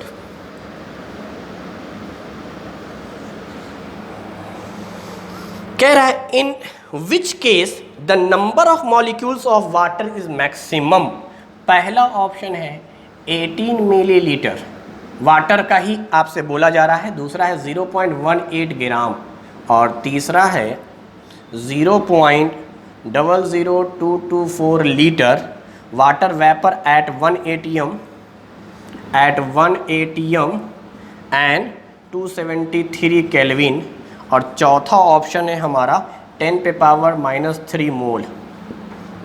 देखो जब भी नंबर उम्बर का जिक्र होता है हमें मोल निकालना होता है। जिसका मोल ज़्यादा उसके मॉलिक्यूल ज़्यादा, उसके नंबर ज़्यादा, सीधी सी बात है। मोल क्या है? एक एवोगाड्रो नंबर है। अब देखो मैं पहले इसको भी रहने देता हूँ, पहले मैं ये काम कर रहा हूँ। अगर आपको वाटर का गिवन वेट पता है तो वाटर का मोल निकालने के लिए आपको करना क्या होता है, तो वाटर है बेटा, तो याद रखो गिवन वेट अगर ग्राम में है तो अच्छी बात है, क्योंकि इसका फॉर्मूले से लाओगे तो आएगा वेट 18 ग्राम पर मोल। मॉलिकुलर वेट आता है ग्राम पर मोल, यानी एक मोल का वेट निकाला जाता है। तो अगर आप इसको काटो तो नीचे 100 आ जाएगा, यानी 10 पे पावर -2, 10 पे पावर -2, यानी 18 से 18 कट जाएगा। यहाँ पॉइंट के बाद 2 डिजिट है, यहाँ 2 डिजिट रखोगे, ये 2 डिजिट ऊपर चला जाकर -2 पावर हो जाएगा। चलो अच्छा ये कंडीशन देखो 1 ATM और 273, क्या ये STP है? स्टैंडर्ड टेम्परेचर होता है 0 डिग्री सेल्सियस, 0 डिग्री सेल्सियस को ही 273 केल्विन कहते हैं, और स्टैंडर्ड प्रेशर होता है आपका 1 ATM या 1 बार। तो ये आपका स्टैंडर्ड टेम्परेचर प्रेशर वाला कॉन्सेप्ट है। और यहाँ पर क्वेश्चन वाटर वेपर का है, यानी वाटर वेपर के फॉर्म में है, यानी गैस है। तो आपको मोल निकालना है, तो मोल का फॉर्मूला होता है given volume divide by 22.4 litre at STP, यानी STP पर जो वॉल्यूम दिया है उसको आपको डिवाइड किससे करना है? 22.4 लीटर से। अब ज़रा बताओ मुझे, यहाँ पॉइंट के बाद 1 डिजिट, यहाँ भी पॉइंट के बाद 1 डिजिट कर दो तो ये पॉइंट ख़त्म हो गया। अब देखो यहाँ आपको ख़त्म करने के लिए कितना करना होगा? 1 2 3 4, नीचे 4 का मतलब हो गया ऊपर ले जाकर 10 पे पावर -4, इतने मोल आएंगे। ये सब हम मोल निकाल रहे हैं, वाटर का मोल आ रहा है गिवन डाटा से, ये तो मोल में दिया हुआ है ही। तो अभी के हिसाब से अगर मैं देखूं, मैं बल्कि ऑर्डर भी निकालने की कोशिश करूंगा, तो अभी के हिसाब से मुझे लग रहा है कि सबसे ज़्यादा दूसरा नंबर है, फिर चौथा नंबर है, फिर तीसरा है, क्योंकि जितना बड़ा निगेटिव पावर होता है उतनी छोटी वैल्यू होती है। अब सवाल आया है ये 18 मिलीलीटर, बच्चे इसी में कंफ्यूज होते हैं, कहते हैं कि जिस तरह से यहाँ लीटर था तो आपने 22.4 लीटर से डिवाइड किया था, अगर मिलीलीटर है तो हम इसको लीटर में कन्वर्ट करके दोबारा 22.4 लीटर से डिवाइड कर दें, या इसको मिलीलीटर है तो मोल निकालने का फॉर्मूला था कि गिवन वॉल्यूम अगर लीटर में है तो अच्छी बात है, आपको डिवाइड किससे करना है? 22.4 लीटर से। एक्चुअली लीटर पर मोल होता है, इसीलिए लीटर कट जाता है, मोल यूनिट आ जाती है। अच्छा अगर यही चीज़ मिलीलीटर में हो, गिवन वॉल्यूम आपका मिलीलीटर में दिया हो, तो आपको मिलीलीटर में 22,400 मिलीलीटर पर मोल, यही है। इसको हमने 1000 से गुना करके लीटर से मिलीलीटर में ले आए ताकि मिलीलीटर कटे, मोल आंसर हो जाए। तो बच्चे कंफ्यूज होते हैं इसमें। याद रखिएगा यहाँ पर जो आपको वॉल्यूम दिया है वाटर वेपर का, उसमें कंडीशन लगाया है। कंडीशन क्या है? 1 ATM और 273 केल्विन, मतलब STP। दूसरी बात, यहाँ वाटर नहीं दिया, वाटर वेपर दिया, यानी वाटर को गैस बनाया, STP पर लाया। तो ये जो फॉर्मूला है गिवन वॉल्यूम, इसमें कंडीशन है बेटा, ये गैस का होना चाहिए, वो भी कहाँ? At STP, of gas at STP। यानी आपको ये जो डिवाइड करना है 22.4 लीटर से, वो आंख बंद करके डिवाइड नहीं करना है, याद रखना है गैस का होना चाहिए वॉल्यूम, वो भी STP पर, तब ऐसा करेंगे, अदरवाइज नहीं करेंगे, ये याद रखिएगा, अदरवाइज आप नहीं करेंगे। तो यहाँ पर क्या है, अब आप देखें जो पहला ऑप्शन है उसमें आपको पहली बात 18 मिलीलीटर वाटर बोला है, गैस नहीं दिया, पहला गैस नहीं दिया है इसलिए नहीं लग रहा है। दूसरा लॉजिक, इसमें कंडीशन नहीं बताया है कि एटमॉस्फेरिक प्रेशर कितना है और टेम्परेचर कितना है। जब नहीं बोलता है तो ऐसा माना जाता है कि रूम टेम्परेचर की बात हो रही होगी। रूम टेम्परेचर का मतलब क्या हो गया? 298 केल्विन। तो भाई STP की कंडीशन बदल गई। अगर प्रेशर 1 ATM भी है मान लो, तो टेम्परेचर तो रूम टेम्परेचर है, रूम टेम्परेचर का मतलब हो गया 25 डिग्री सेल्सियस यानी 298 केल्विन। मतलब ये नहीं बनेगा उस तरीके से। तो इसको कैसे बनाना है सुनिए, हमें ये बात पता रखनी है, वाटर की डेंसिटी 1 होती है, 1 ग्राम पर millilitre. This is the density of water. अच्छा, डेंसिटी अगर 1 ग्राम पर मिलीलीटर है तो इसका मतलब साफ है कि मास और वॉल्यूम दोनों बराबर होगा। देखो डेंसिटी का फॉर्मूला क्या होता है, डेंसिटी का फॉर्मूला होता है मास बाई वॉल्यूम, और मास बाई वॉल्यूम की वैल्यू 1 है, तो इसका मतलब दोनों बराबर होंगे। क्रॉस मल्टीप्लाई करके देख लो, मास और वॉल्यूम दोनों बराबर होंगे, मास और वॉल्यूम दोनों बराबर होंगे। अगर मास और वॉल्यूम दोनों बराबर हैं बेटा, तो ये बात मानकर चला जाए कि 18 मिलीलीटर 18 ग्राम वाटर, एक ही बात है। वाटर का डेंसिटी 1 होता है, जिसका भी डेंसिटी 1 होता है उसका वॉल्यूम और मास बराबर होता है। भाई वॉल्यूम मास बराबर होगा तभी रेशियो बनावेगा। तो अब यहां पता चल गया मुझे कि ये जो वाटर का वेट है वो आपको गिवन है 18 ग्राम और मॉलिक्यूलर वेट होता है 18 ग्राम पर मोल, यानी दिस इज 1 मोल। तो इसमें बस यही वाला ऑप्शन थोड़ा सा ध्यान देना था। अब मैं लिखता हूं मैक्सिमम का ऑर्डर। हालांकि सवाल में सिर्फ मैक्सिमम पूछा था, मैक्सिमम नंबर ये है, मैक्सिमम नंबर ऑफ मॉलिक्यूल, कि वाटर के कहां पर मॉलिक्यूल ज़्यादा हैं। मैं अब ऑर्डर भी लिखूंगा चूंकि मुझे सबका मोल पता चल गया है। तो फर्स्ट, फिर आएगा 2, फिर आएगा 4 और सबसे लास्ट में है 3। ये है ऑर्डर। 1 मोल, फिर आएगा ये, इसको अगर मैं निकालूं 0.01 मोल, इसको निकालूं तो 0.0001 मोल, और इसे निकालूंगा तो 0.001। यहाँ पॉइंट के बाद तीसरे डिजिट पे 1, पॉइंट के बाद चौथे डिजिट पर, पॉइंट के बाद दूसरे पर, यहाँ तो 1 है। तो इसका मतलब सबसे ज़्यादा, फिर ये, फिर ये, फिर ये। खैर, जवाब में पूछा था मैक्सिमम कौन है, तो इसमें कंफ्यूज मत होइएगा। मिलीलीटर है, आप 22.4 लीटर से डिवाइड या 22,400 मिलीलीटर से डिवाइड नहीं करेंगे, ये याद रखेंगे। चलिए नेक्स्ट क्वेश्चन की तरफ चलते हैं।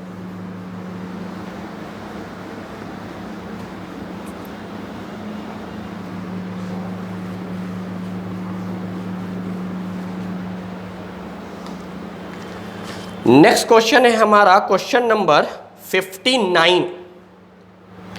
ये भी बड़ा अच्छा सवाल पूछा है। सवाल क्या है जरा देख लीजिए। सवाल ये कह रहा है, iron exhibit BCC structure at room temperature above 900 degrees Celsius, it transformed to FCC structure. The ratio of density of iron at room temperature to that at 900 degrees Celsius, assuming molar mass and atomic radii of iron remain constant with temperature. यानी सवाल ये है कि iron पहले BCC structure में था, 900 degree Celsius जब दिया गया तो उसके रेडियस में वॉल्यूम में चेंजेस नहीं हुआ, बल्कि सिर्फ शेप बदल गया है। BCC पैकिंग से अब वो FCC पैकिंग में चला गया। सॉलिड स्टेट का सवाल है। BCC क्या होता है? BCC उस तरह के पैकिंग होते हैं जिसमें यूनिट सेल, जो एक क्यूब सेल है, उसमें कॉर्नर के साथ साथ पार्टिकल जो हैं वो बॉडी सेंटर पे हो, ठीक बीचों बीच में बॉडी सेंटर पर, और उसके वो बिल्कुल सराउंडेड हो, 8 कॉर्नर वाले से टच किए हुआ होगा। फेस सेंटर क्यूबिक सेल में क्या होता है कि कॉर्नर पर तो होते ही हैं 8 कॉर्नर पर, और साथ में अब बॉडी सेंटर पे नहीं है, फेस सेंटर पर है, फेस पर है।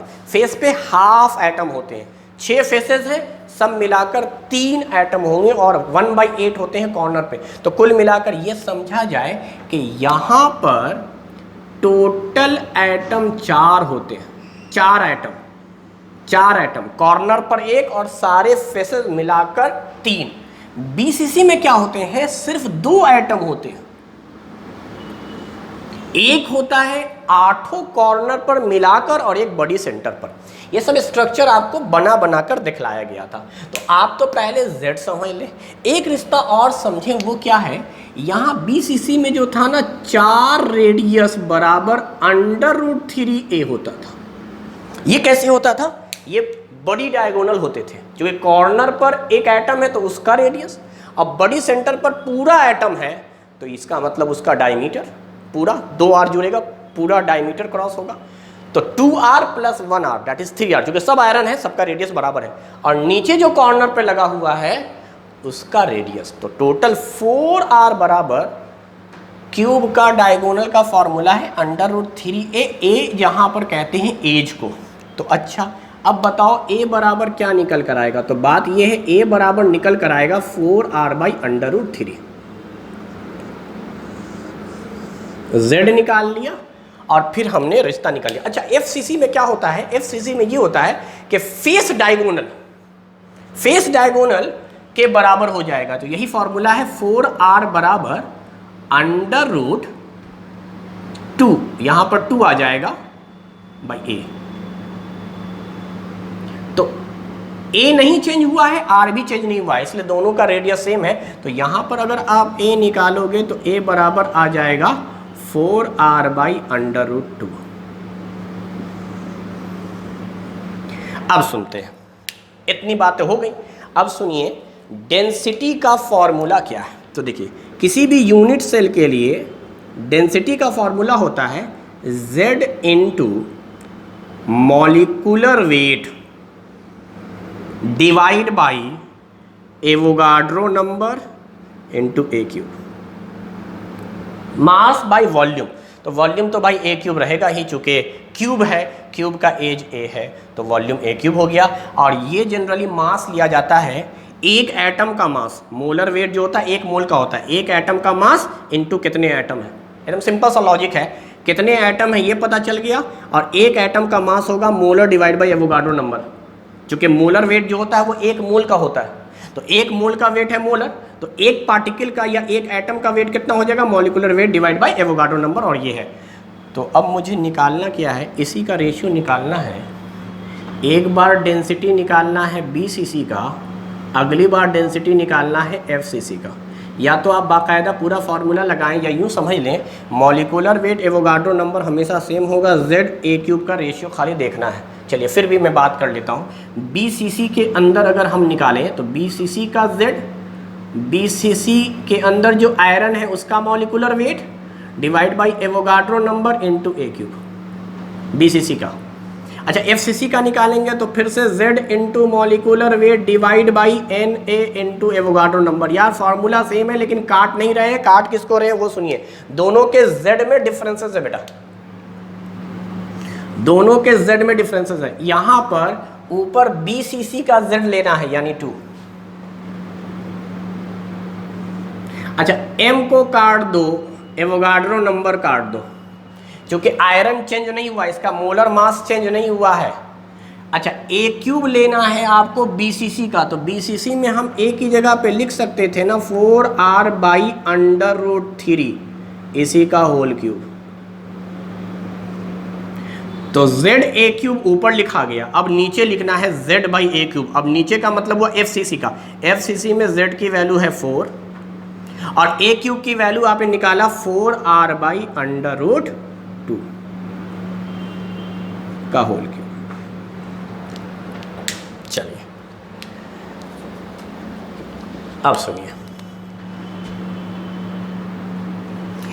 ये ऊपर चला जाएगा 2 इंटू ये √3 का क्यूब मतलब 3√3 डिवाइड बाई, अच्छा 4r³ काट दो, सिंपल सी बात है, क्योंकि यहाँ 4r³ कट जाएंगे और ये चला जाएगा ऊपर, यहाँ है नीचे 4 और ये आ जाएगा ऊपर, तो बन जाएगा ये 2√2।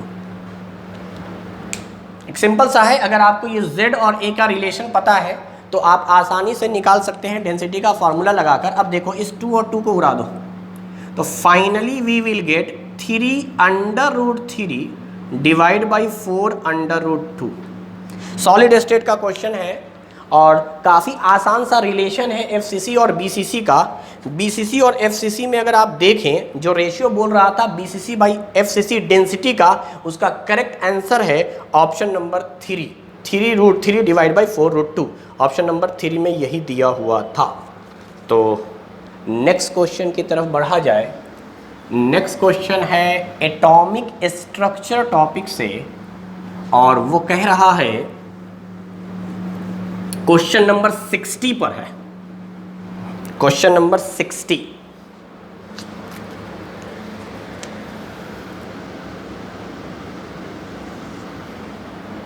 क्वेश्चन नंबर 60 में क्या कह रहा है, which one is wrong statement. अच्छा, आपको गलत आंसर बताना है कि क्या होगा। पहला कह रहा है the total orbital angular momentum of electron is in S orbital is equal to 0। देखो, ऑर्बिटल एंगुलर मोमेंटम जो एस के लिए है वो 0 है, बिल्कुल बात सही है।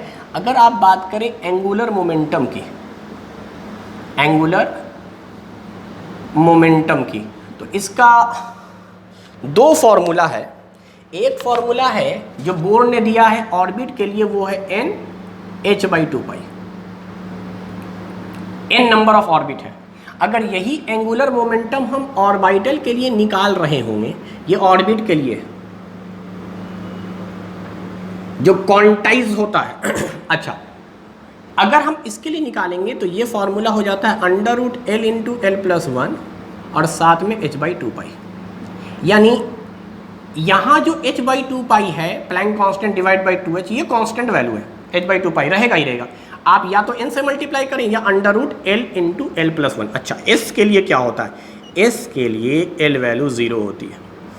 तो अब सुन लो, अगर ये 0 है तो यहाँ अगर आप 0 रखेंगे, 0 में अब आप किसी भी चीज़ से मल्टीप्लाई करें 0 हो जाएगा, और √0 की वैल्यू 0 होती है, 0 में फिर इससे मल्टीप्लाई करेंगे 0। यानी s के लिए एंगुलर मोमेंटम s ऑर्बिटल के लिए 0 होता है, एंगुलर मोमेंटम s ऑर्बिटल के लिए 0 होता है। पहला स्टेटमेंट बिल्कुल सही है।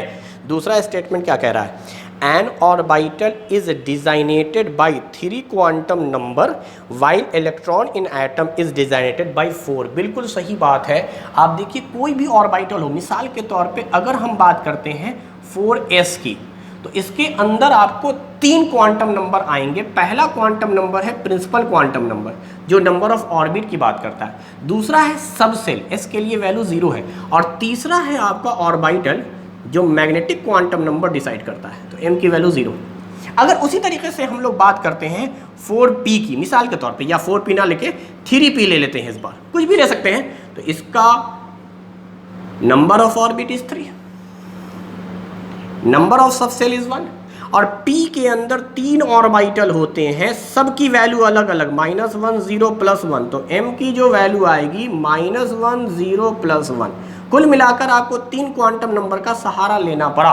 ऑर्बिटल एक्सप्लेन करने के लिए आपको ऑर्बिट, सब ऑर्बिट और मैग्नेटिक क्वांटम नंबर, यानी इसको मैं कहता हूँ principal quantum number, azimuthal quantum number and magnetic quantum number, 3 quantum number की जरूरत पड़ेगी। हाँ, इलेक्ट्रॉन के लिए चौथे की जरूरत पड़ेगी, क्योंकि इलेक्ट्रॉन आपको बताना पड़ेगा किस ऑर्बिटल में है, और इलेक्ट्रॉन के लिए आप लेते हैं स्पिन क्वांटम नंबर।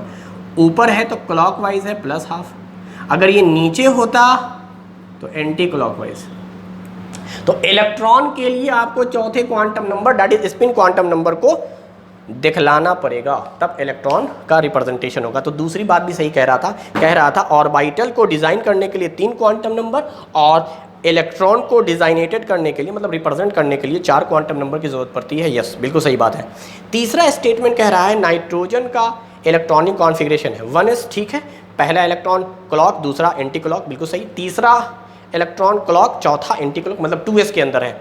उसके बाद 2p में क्लॉक क्लॉक एंटी क्लॉक, ये गलत दिया है। हुंस रूल का कहना है कि अगर एक से ज़्यादा ऑर्बिटल हो किसी सबसेल में, क्योंकि सबसेल बढ़ता है, तो पहले सारे ऑर्बिटल में सिंगल सिंगल इलेक्ट्रॉन इंटर करेंगे, उसके बाद पेयरिंग स्टार्ट होगी। तो यहाँ जो 2p के अंदर दिया हुआ है, वो 3 ऑर्बिटल है।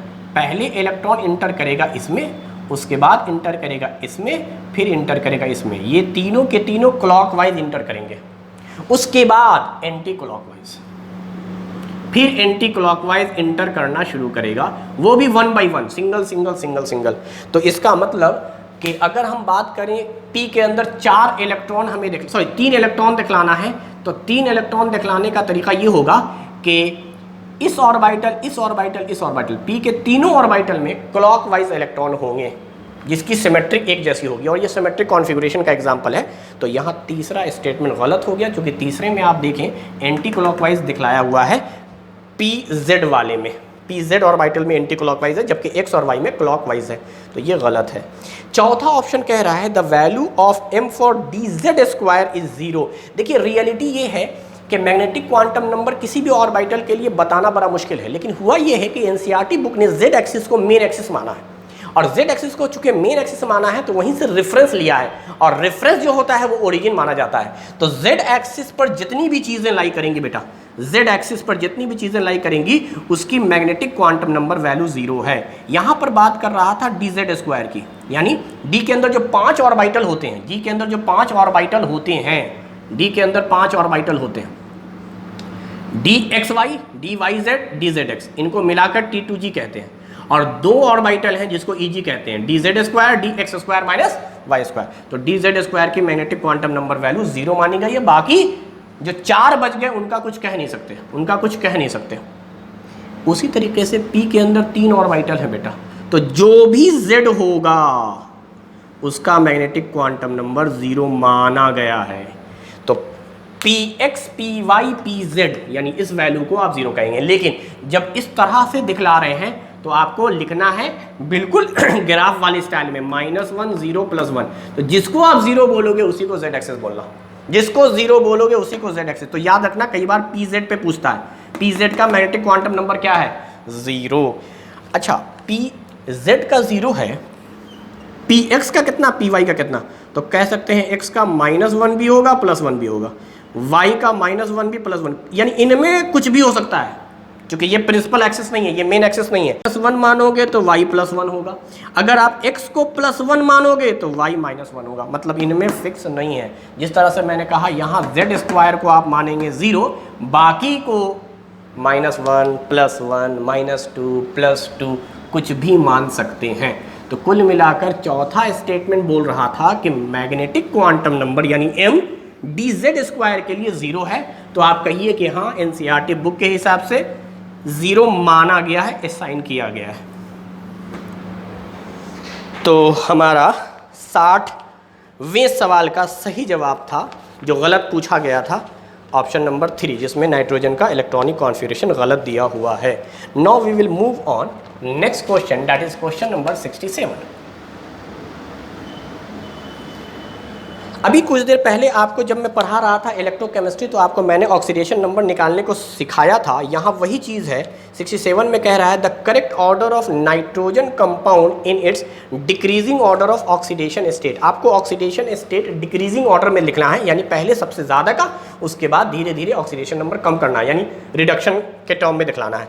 तो देखिए सारे में जो 4 स्पेसीज हैं वो सेम है, नाइट्रिक एसिड सब में HNO3, this is nitric acid, इसमें नाइट्रोजन का निकालना है, फिर नाइट्रिक ऑक्साइड NO, फिर नाइट्रोजन गैस और अमोनियम क्लोराइड NH4Cl। अच्छा, मुझे नाइट्रोजन का ऑक्सीडेशन नंबर निकालना है, तो ज़रा सुनिए, इसमें जब आप नाइट्रोजन का निकालते हैं तो वो आता है +5, अपने हाईएस्ट स्टेट में होते हैं। जितने भी ईक एसिड है जनरली अपने हाईएस्ट में होते हैं, बाकी निकाल कर देख लेंगे भाई। ऑक्सीजन का -2 × 3 दैट इज -6, तो अब ये दोनों मिलाकर होगा +6, जिसमें हाइड्रोजन अकेले होता है +1, तो बाकी नाइट्रोजन +5। बाकी आप x वेक्स करके बना सकते हैं, हाइड्रोजन का +1, नाइट्रोजन का x, -2 × 3 करके बनाइए। अब देखिए ऑक्सीजन का यहाँ पर होता है -2, तो यहाँ अकेला नाइट्रोजन है, यही होगा +2। N2 में तो कुछ है ही नहीं, इसलिए 0। यहाँ पर आइए, इसको बनाने का 2 तरीका है। मैं पहले आपको एक सिंपल सा तरीका बता देता हूँ, वो ये है कि हाइड्रोजन का +1, तो +1 × 4 दैट इज +4, ये +4 है, तो ये दोनों मिलाकर -4 होगा, जिसमें क्लोरीन अकेले -1 है, तो नाइट्रोजन बाकी -3 होगा। इलेक्ट्रॉन निगेटिविटी से भी आप समझ सकते हैं। इलेक्ट्रॉन निगेटिविटी से कैसे समझेंगे? नाइट्रोजन और क्लोरीन की इलेक्ट्रॉन निगेटिविटी लगभग बराबर है, इसलिए दोनों का दोनों सेम नेचर का होगा। अगर दोनों का दोनों खींचने वाला है तो नाइट्रोजन और क्लोरीन की इलेक्ट्रॉन निगेटिविटी बराबर है, यानी इलेक्ट्रॉन को खींचने की ताकत एक जैसी है। और हाइड्रोजन की इलेक्ट्रॉन निगेटिविटी कम है, तो हाइड्रोजन इलेक्ट्रॉन दे रहा है किसको? नाइट्रोजन को और क्लोरीन को। तो क्लोरीन 1 इलेक्ट्रॉन खींच रहा है, जबकि नाइट्रोजन 3 इलेक्ट्रॉन। अच्छा, दूसरा तरीका ये है कि ये एक आयनिक कंपाउंड है, इसको आप ब्रेक करो तो ये दो पार्ट में ब्रेक होगा, अमोनियम आयन और क्लोराइड आयन। तो Cl पर तो हो गया बेटा एक निगेटिव, बट मुझे Cl से मतलब नहीं था, मुझे नाइट्रोजन से चाहिए था। तो अब आप इस कंपाउंड में नाइट्रोजन का निकाल सकते थे। कैसे निकालेंगे? यहाँ हाइड्रोजन का +1 × 4 +4 इज इक्वल टू के उधर जाकर -4 और +1 दैट इज -3। ऐसे भी सुनो, ये अगर +4 हो गया है तो ये -3 होगा, तभी तो ओवरऑल एक प्लस बचेगा। तो आप स्ट्रक्चर वगैरह कहीं से ही बना सकते हैं। तो डिक्रीजिंग ऑर्डर में है और मेरे ख्याल से यही डिक्रीजिंग में दिख रहा है मुझे। सबसे पहले क्या दिखेगा? तो नाइट्रिक एसिड, उसके बाद कौन दिखेगा? तो नाइट्रिक ऑक्साइड, फिर कौन दिखेगा? तो नाइट्रोजन गैस, फिर कौन दिखेगा? तो अमोनियम क्लोराइड। जिस ऑप्शन में ये होंगे ऑर्डर वही आंसर सही है। Nitric acid, nitric acid, nitric oxide, nitrogen, पहला option the first statement. Decreasing order बोला है तो कॉमा लगा के भी दिया है, क्योंकि क्वेश्चन में मेंशन है कि डिक्रीजिंग ऑर्डर में हम लिख रहे हैं। तो यहाँ ऑक्सीडेशन नंबर निकालना था, ऑक्सीडेशन नंबर निकाल कर इस क्वेश्चन को बनाना था। बहुत ही आसान क्वेश्चन है। चलिए नेक्स्ट क्वेश्चन की तरफ बढ़ते हैं। That is question number 68। पहले 68 देखते हैं, 67 के बाद 68। इसमें क्या कहा है? On which of the following properties does coagulating power of ion depends. Coagulating power, देखो कोएगुलेटिंग पावर जो है ना वो क्या है पहले समझते हैं। देखो होता क्या है, कोलाइड होता है हमारे पास कोलाइड होते हैं। हेट्रोजीनियस मिक्सचर है, हेट्रोजीनियस सरफेस केमिस्ट्री से क्वेश्चन आ गया। ये जो कोलाइडल मिक्सचर है ना हमारे पास, हेट्रोजीनियस मिक्सचर, ये या तो पॉजिटिव सोल होंगे या निगेटिव सोल होंगे। मान लो ये पॉजिटिव सोल है, मान लो ये पॉजिटिव सोल है, ठीक है, ये पॉजिटिव सोल है बेटा। मान लो निगेटिव भी हो सकता था। इसमें इलेक्ट्रोलाइट ऐड किया जाता है, इलेक्ट्रोलाइट्स इसमें ऐड किए जाते हैं, ये इलेक्ट्रोलाइट्स है।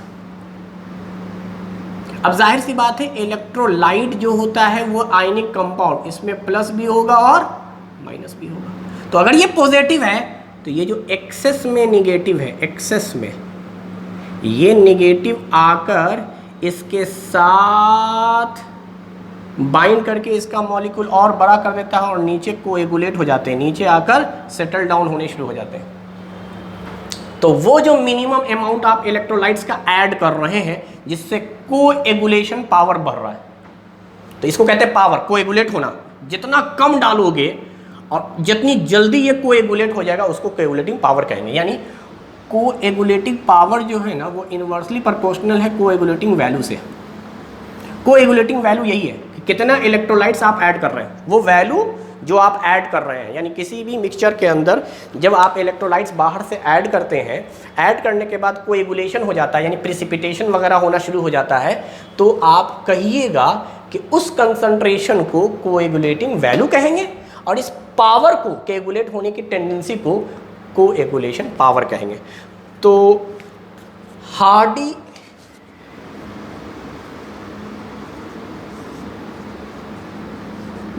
हार्डी-सूज़ रूल कहता है कि जो कोएगुलेटिंग पावर है ना, कोएगुलेटिंग पावर वो डायरेक्टली प्रोपोर्शनल है, कोएगुलेशन पावर जो है ना वो डायरेक्टली प्रोपोर्शनल है चार्ज के।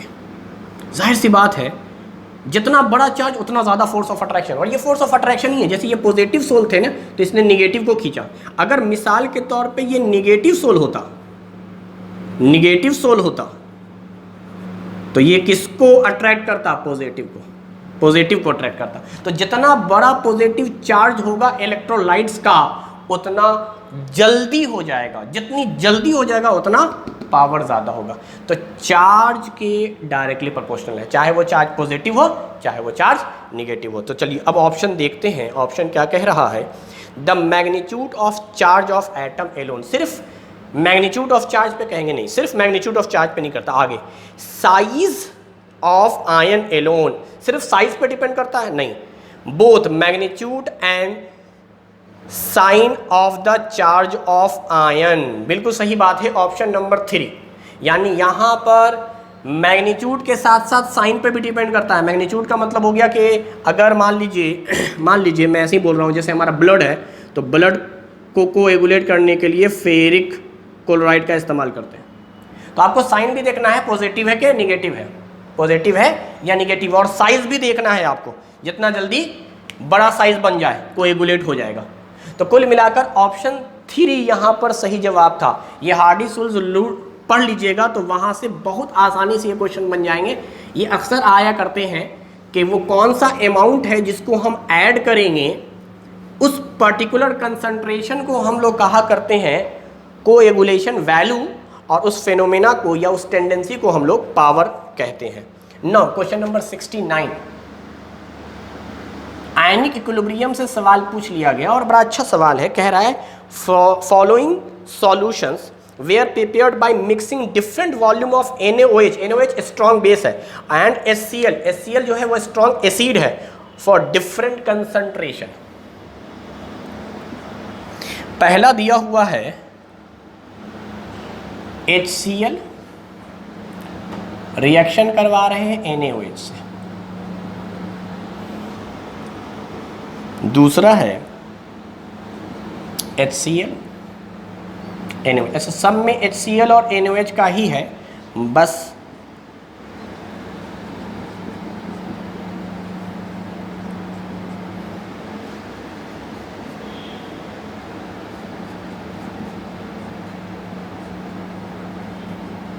अब सुनिए कंसंट्रेशन जो चेंज किया गया है वो क्या है।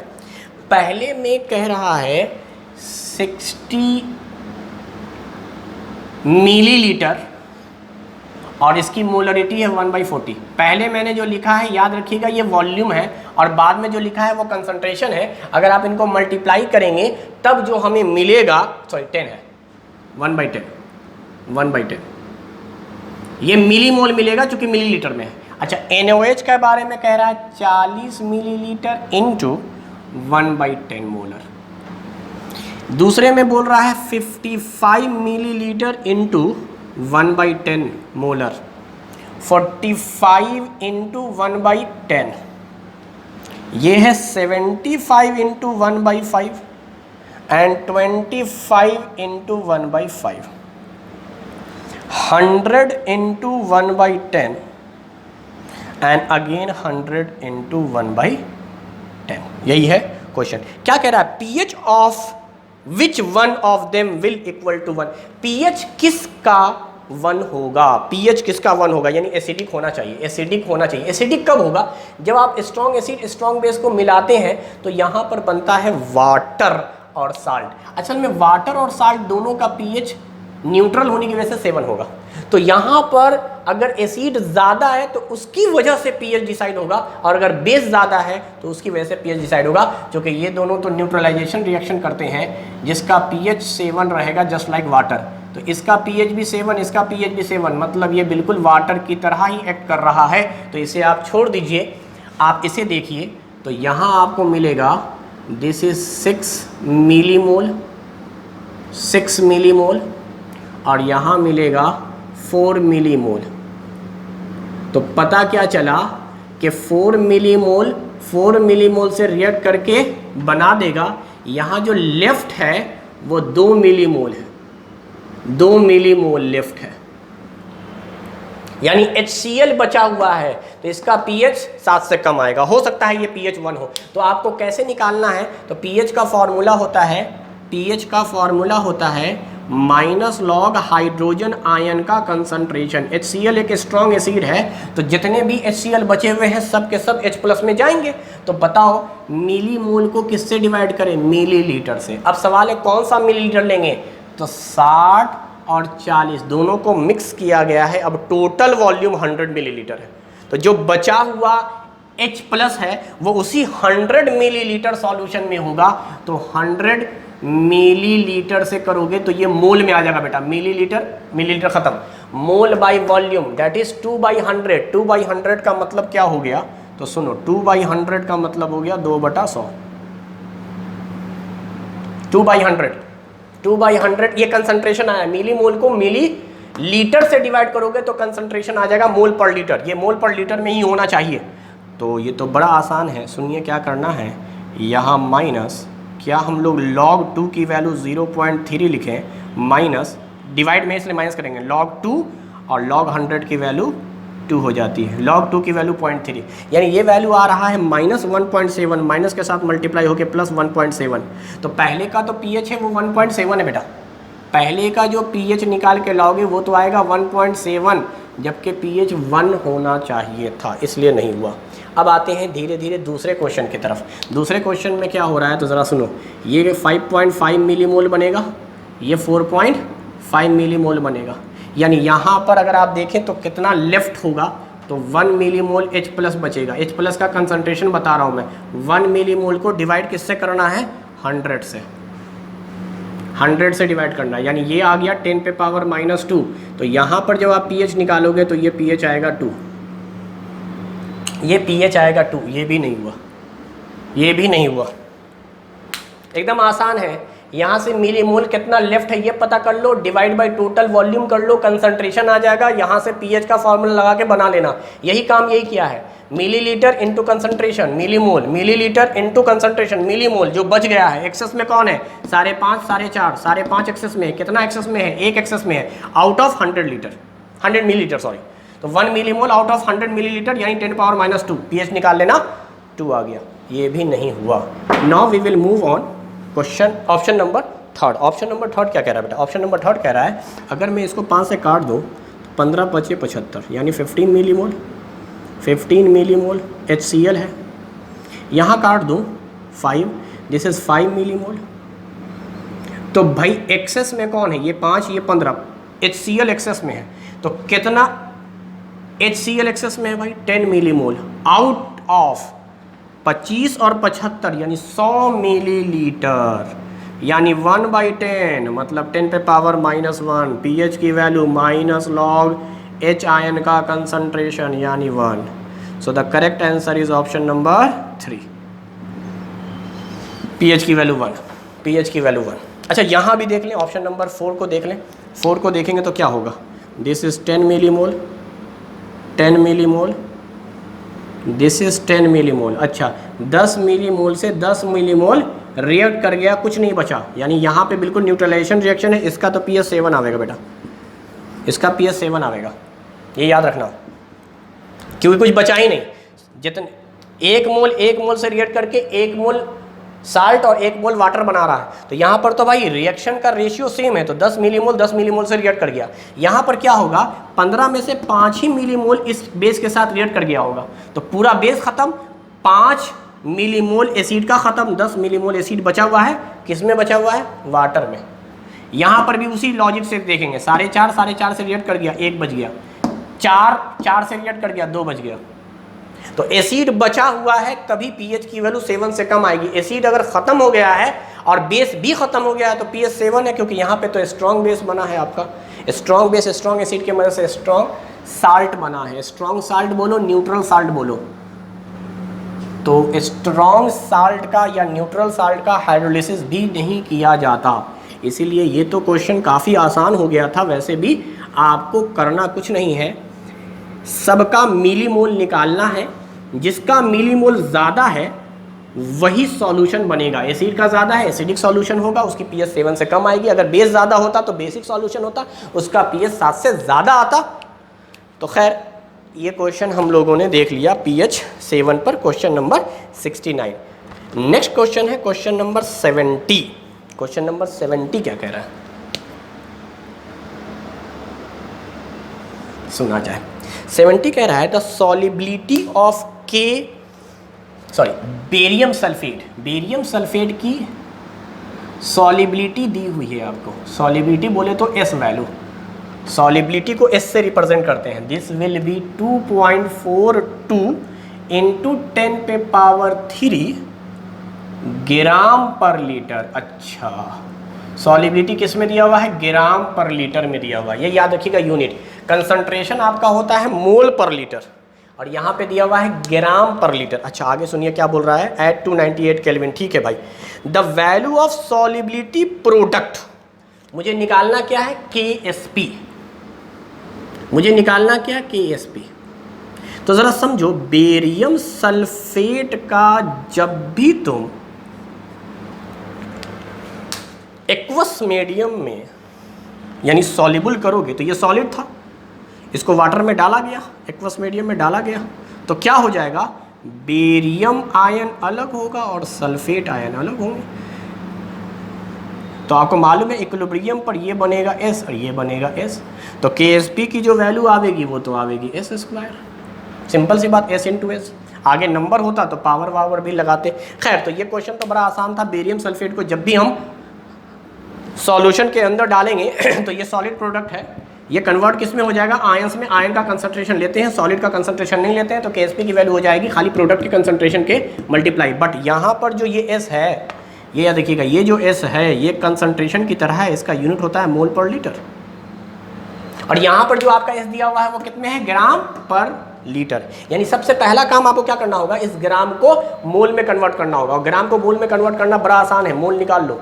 समझो ये लीटर को हटाओ, आप समझो दिस इज गिवन वेट।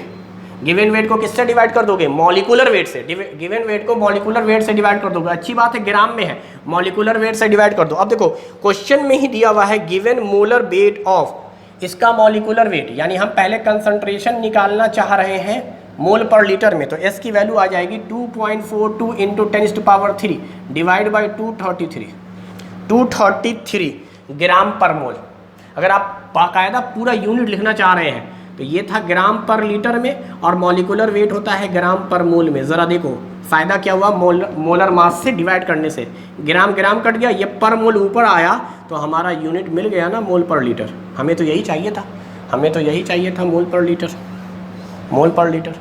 तो ये बात हमेशा याद रखिएगा, गिवन वेट को मॉलिक्यूलर वेट से डिवाइड करके मोल में हम कन्वर्ट कर लेते हैं। तो इस क्वेश्चन में क्या होगा, आप सुनो, मैं ऐसा करता हूँ, राउंड ऑफ करता हूँ। ऑप्शन देखो, 10⁻⁻10 -12 -14 -8, और वैल्यू तो सबका 1.08 है, इसीलिए राउंड ऑफ कर रहा हूँ मैं। राउंड ऑफ करने का मतलब क्या, ये 233 है, इसको भी 233 समझो, या ये 242 है तो इसको 242 समझो, लगभग बराबर वैल्यू आ रही है। बस यहाँ से पॉइंट हटाकर नीचे 2 0 लगाएंगे, क्योंकि पॉइंट के बाद 2 डिजिट है। नीचे 100 ऊपर जाएगा तो क्या बन जाएगा बेटा, -5। तो S की वैल्यू अगर -10 पे पावर -5 है, स्क्वायर कर देंगे तो करेक्ट आंसर आएगा -10। तो जिस ऑप्शन में -10 है तो करेक्ट आंसर इज 1, पहला ही आंसर सही है। तो एकदम आसान था, ग्राम पर लीटर से मोल पर लीटर लाने के लिए मॉलिक्यूलर वेट से डिवाइड किया, और ये फॉर्मूला होता है बेरियम सल्फेट का। तो SS मतलब S², KSP की वैल्यू निकालनी है, S की वैल्यू मोल पर लीटर में पता चल गया, उसका स्क्वायरिंग कर दो भाई, पावर पे पावर मल्टीप्लाई हो जाता है। तो ये था हमारा क्वेश्चन नंबर 70। अब हम लोग आते हैं 71 की तरफ। क्वेश्चन नंबर 71 क्या कह रहा है,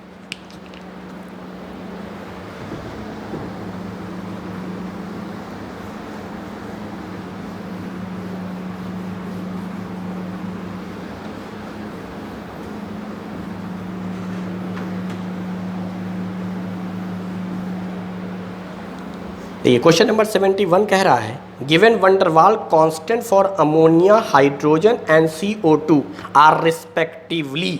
मुझसे बच्चों ने कहा था कि सर ये वाला पोर्शन जो है गैसियस या यूँ कहें स्टेट्स ऑफ मैटर, इसका थोड़ा सा आप हमें वंडरवाल गैसेस इक्वेशन और जो आइडियल गैस इक्वेशन है उसके बारे में थोड़ा सा बता दीजिएगा। तो मैं जानबूझ के इस टॉपिक को थोड़ा सा मैं आपको एक्सप्लेन कर दे रहा हूँ, हालांकि जब रेगुलर क्लास हुई थी तो उसमें मैंने बताया था। देखिए आपके पास क्या होता है, एक है ideal gas equation. Ideal gas equation, बात को समझिएगा, आइडियल गैस इक्वेशन होता है PV = nRT, PV = nRT, जहाँ P आप कहते हैं प्रेशर है और V जो है आपका वो वॉल्यूम है, वॉल्यूम ऑफ गैस कहें आप। ये V जो है एक्चुअली वॉल्यूम ऑफ गैस है, volume of gas, volume of gas. N जो है मोल है, R जो है यूनिवर्सल गैस कांस्टेंट है, और T जो है एब्सोल्यूट टेम्परेचर है। एब्सोल्यूट टेम्परेचर का मतलब टेम्परेचर एट केल्विन। तो सारा खेल जो है यहाँ प्रेशर का और वॉल्यूम का है। P प्रेशर है, प्रेशर। अच्छा, यहाँ जो प्रेशर है वो एक्सटर्नल प्रेशर है, अभी बताऊँगा क्यों। दिस इज एक्सटर्नल प्रेशर, हालांकि ये टोटल प्रेशर होता है बट हम एक्सटर्नल इसको बोल रहे हैं, और इसको बोल रहे हैं वॉल्यूम ऑफ गैस या volume of container, volume of container. अब पहले आपको ये इक्वेशन समझना होगा, ऐसे डायरेक्ट लिख दिया गया P = nRT और बहुत फेमस इक्वेशन है, आप जानते हैं, लेकिन आप बात समझें। एक थ्योरी होती है जिसका नाम है काइनेटिक थ्योरी ऑफ गैस, जो बिल्कुल एजम्पशन पे बेस्ड है। Kinetic theory of gas, kinetic theory of gas KTG, kinetic theory of gas, उसका बहुत सारा एजम्पशन है, लेकिन हम यहाँ पे आपको एक क्विक रिवीजन करा रहे हैं तो इंपॉर्टेंट बात बताते हैं।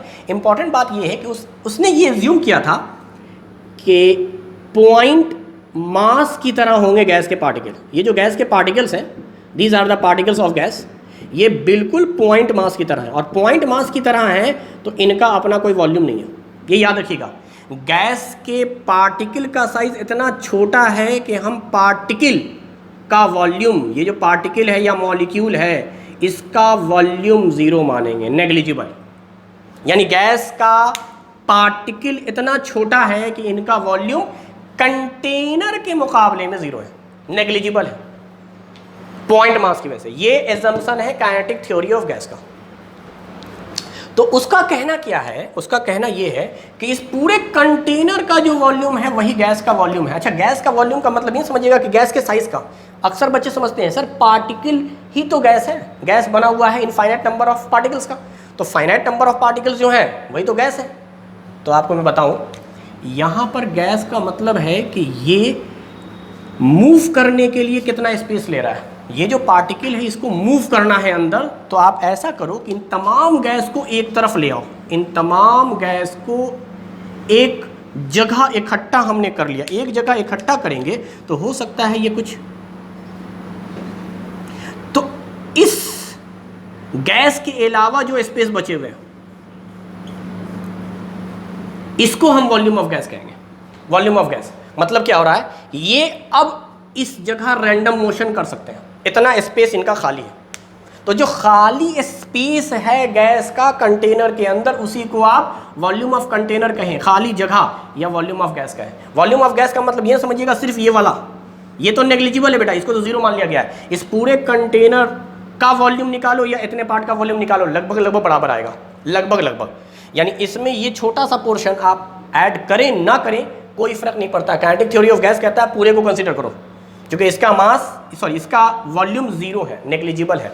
तो ये तो हमारा एक एजम्पशन है कि पार्टिकल पॉइंट मास होने की वजह से इसका वॉल्यूम कंसीडर नहीं करेंगे, और हम ये मानकर चलेंगे कि गैस को ये पूरा का पूरा कंटेनर खाली मिला है मूव करने के लिए। तो ये वॉल्यूम ऑफ गैस हो गया। एक्सटर्नल प्रेशर क्या है तो वो सुनो। कहते हैं कि पार्टिकल के बीच में कोई फोर्स ऑफ अट्रैक्शन नहीं है, यानी ये पार्टिकल पॉइंट मास का, ये पॉइंट मास का, मास की वजह से आपने पढ़ा होगा फिजिक्स में अट्रैक्टिव फोर्स होता है जिसका नाम है ग्रेविटेशनल फोर्स, मास की वजह से जो लगता है। और केमिस्ट्री में हम लोग इसको कहते हैं वंडरवाल फोर्स ऑफ अट्रैक्शन। तो यहाँ वंडरवाल फोर्स ऑफ अट्रैक्शन जो मास की वजह से हो सकता था उसको नेग्लिजिबल माना गया है, और माना ये गया है कि ये वाला रैंडम मोशन कर रहा है, इलास्टिक कॉलिजन कर रहा है, किसके साथ? कंटेनर के साथ। यानी ये आ रहा है इस कंटेनर के वाल से टकरा रहा है, हालांकि आपस में भी टकरा रहा होगा, लेकिन उस कॉलिजन को नहीं माना गया। माना किसको जा रहा है? सिर्फ और सिर्फ एक्सटर्नल प्रेशर को, कि जो पॉइंट मास वाले पार्टिकल हैं ये वाल से टकराते हैं, जाकर कंटेनर के वाल से टकराते हैं। तो जब ये टकराएंगे तो एक प्रेशर डेवलप होगा, उसी प्रेशर को मैंने एक्सटर्नल कहा। एक्सटर्नल मतलब सिर्फ वाल पर जो प्रेशर लग रहा है। तो ये था हमारा ideal gas equation. But real में क्या हो रहा है तो सुनिए, रियल में ये हो रहा है कि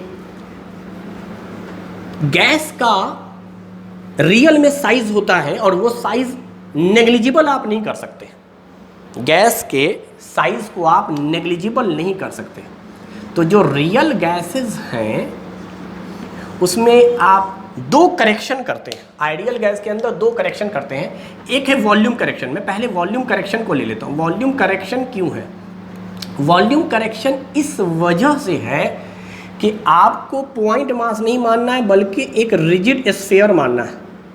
पार्टिकल स्फेरिकल शेप का होता है और ये बिल्कुल रिजिड स्फीयर है, रिजिड स्फीयर है, रिजिड स्फीयर, रिजिड स्फीयर। और इस तरह से कई पार्टिकल होंगे, तो इसका मास नेग्लिजिबल नहीं होगा, इसका मास नेग्लिजिबल नहीं होगा, इस बात का खास ख्याल रखिएगा। तो अब अगर हम कंटेनर बनाएं और हम ये बात मान कर चलें कि जो पार्टिकल हैं वो सब एक जगह हो गए, ये पार्टिकल है, ये पार्टिकल है, ये पार्टिकल है, इस तरह से तो अब इनको मूव करने के लिए यही स्पेस फ्री मिलेगा। पूरे कंटेनर के मुकाबले में ये स्पेस बराबर नहीं है, यानी पूरे कंटेनर का वॉल्यूम और ये स्पेस बराबर नहीं है, क्योंकि अच्छा खासा स्पेस ऑक्युपाइड कर लिया है गैस के पार्टिकल ने, क्योंकि गैस के पार्टिकल का रियल में साइज होता है, इसलिए रियल गैस कहते हैं। यानी इनका साइज होता है और इसके साइज की वजह से इसका अपना एक वॉल्यूम होता है। तो मैंने क्या कहा था, आपको जो वॉल्यूम लेना होता है वो कौन सा वॉल्यूम लेना होता है, जो फ्री वॉल्यूम है। तो क्या आपको लग रहा है इस बार फ्री वॉल्यूम कम हो गया? आपने कंसीडर किया है ये वाला वी किसको, पूरे कंटेनर को। तो आपको पूरे कंटेनर वाले वॉल्यूम में से माइनस करना होगा ये वाला वॉल्यूम, और कहते हैं ये वॉल्यूम होता है NB, जहां B कहते हैं volume of 1 mole particle. 1 mole particle जो होगा उसका वॉल्यूम है 1 मोल, और n नंबर ऑफ मोल है।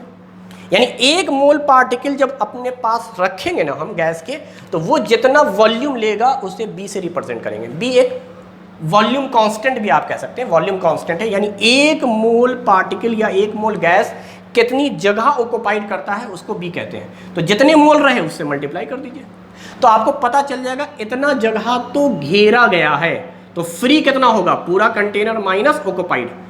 ये है volume correction, V minus NB। अब B को आप जाने, B क्या है, तो मैं कहता हूं B is directly proportional to size. B की वैल्यू तो बदल जाएगी ना, क्योंकि हर पार्टिकल का साइज अलग अलग होगा, इसलिए तो B को एक कांस्टेंट माना है कि हर पार्टिकल के लिए। कार्बन डाइऑक्साइड है तो कार्बन डाइऑक्साइड का साइज होगा, कार्बन डाइऑक्साइड का साइज होगा। अगर कहीं पे कार्बन मोनोऑक्साइड गैस है तो कार्बन मोनोऑक्साइड गैस का साइज होगा। तो इन दोनों के साइज में इसका साइज बड़ा, इसका साइज छोटा। उसी तरीके से हाइड्रोजन गैस होंगे, हीलियम गैस होंगे, अमोनिया होगा, ऑक्सीजन गैस होंगे, तो सारे गैस के लिए B की वैल्यू अलग अलग। तो जिसका साइज बड़ा होगा वो बड़ा जगह ऑक्युपाइड करेगा, तो B is directly proportional to size होता है। ये एक बात हो गई। अब सुनिए, हम लोग दूसरी बात कर लेते हैं, क्योंकि रिवीजन क्लास है इसलिए मैं जल्दी जल्दी बता रहा हूँ। हालांकि ये टॉपिक तो पहले कवर हम कर चुके हैं, लेकिन बच्चों के रिक्वेस्ट पे मैं इसे समझा रहा हूँ दोबारा से। समझिए, प्रेशर करेक्शन क्या है भाई? तो प्रेशर करेक्शन ये है बेटा कि अब आपको सिर्फ एक्सटर्नल प्रेशर नहीं लेना है। क्यों? क्योंकि हमें मालूम है कि अब पार्टिकल जो है वो पॉइंट मास का नहीं रहा है, बल्कि एक रिजिड स्फीयर है। ये स्फीयर है। तो अब क्या होगा, ये वाला प्रेशर तो लगेगा ही लगेगा, इसमें कोई शक नहीं है। ये जो प्रेशर लग रहा था वो तो लगेगा ही लगेगा, लेकिन साथ में ये प्रेशर भी लगेगा। और यही काइनेटिक थ्योरी ऑफ गैस का सबसे बड़ा ड्रॉबैक था, जिसने ये कहा था कि पार्टिकल पार्टिकल के बीच में कोई फोर्स ऑफ अट्रैक्शन नहीं होता है। तो काइनेटिक थ्योरी ऑफ गैस फिर लिक्विफिकेशन ऑफ गैस को एक्सप्लेन नहीं कर पाता है। लिक्विड क्यों बनता है? क्योंकि पार्टिकल पार्टिकल के बीच में फोर्स ऑफ अट्रैक्शन होता है। ये पार्टिकल करीब करीब आते हैं और लिक्विड स्टेट में आ जाते हैं। तो रियल गैस के अंदर ये फेनोमेना होता है कि जो पार्टिकल हैं गैस के, जो मास जो है इसके मास की वजह से इनके बीच में फोर्स ऑफ अट्रैक्शन होता है। तो ये आपस में भी टकराते हैं, वाल से भी टकराते हैं, वाल से भी टकराते हैं और प्रेशर डेवलप करते हैं। साथ में इंटरनल कोलिजन भी होता है आपस में। तो इसीलिए मैं कह रहा हूं यहां पर P प्लस। अब इंटरनल जो आप प्रेशर लेंगे उसका फॉर्मूला है AN²/V²।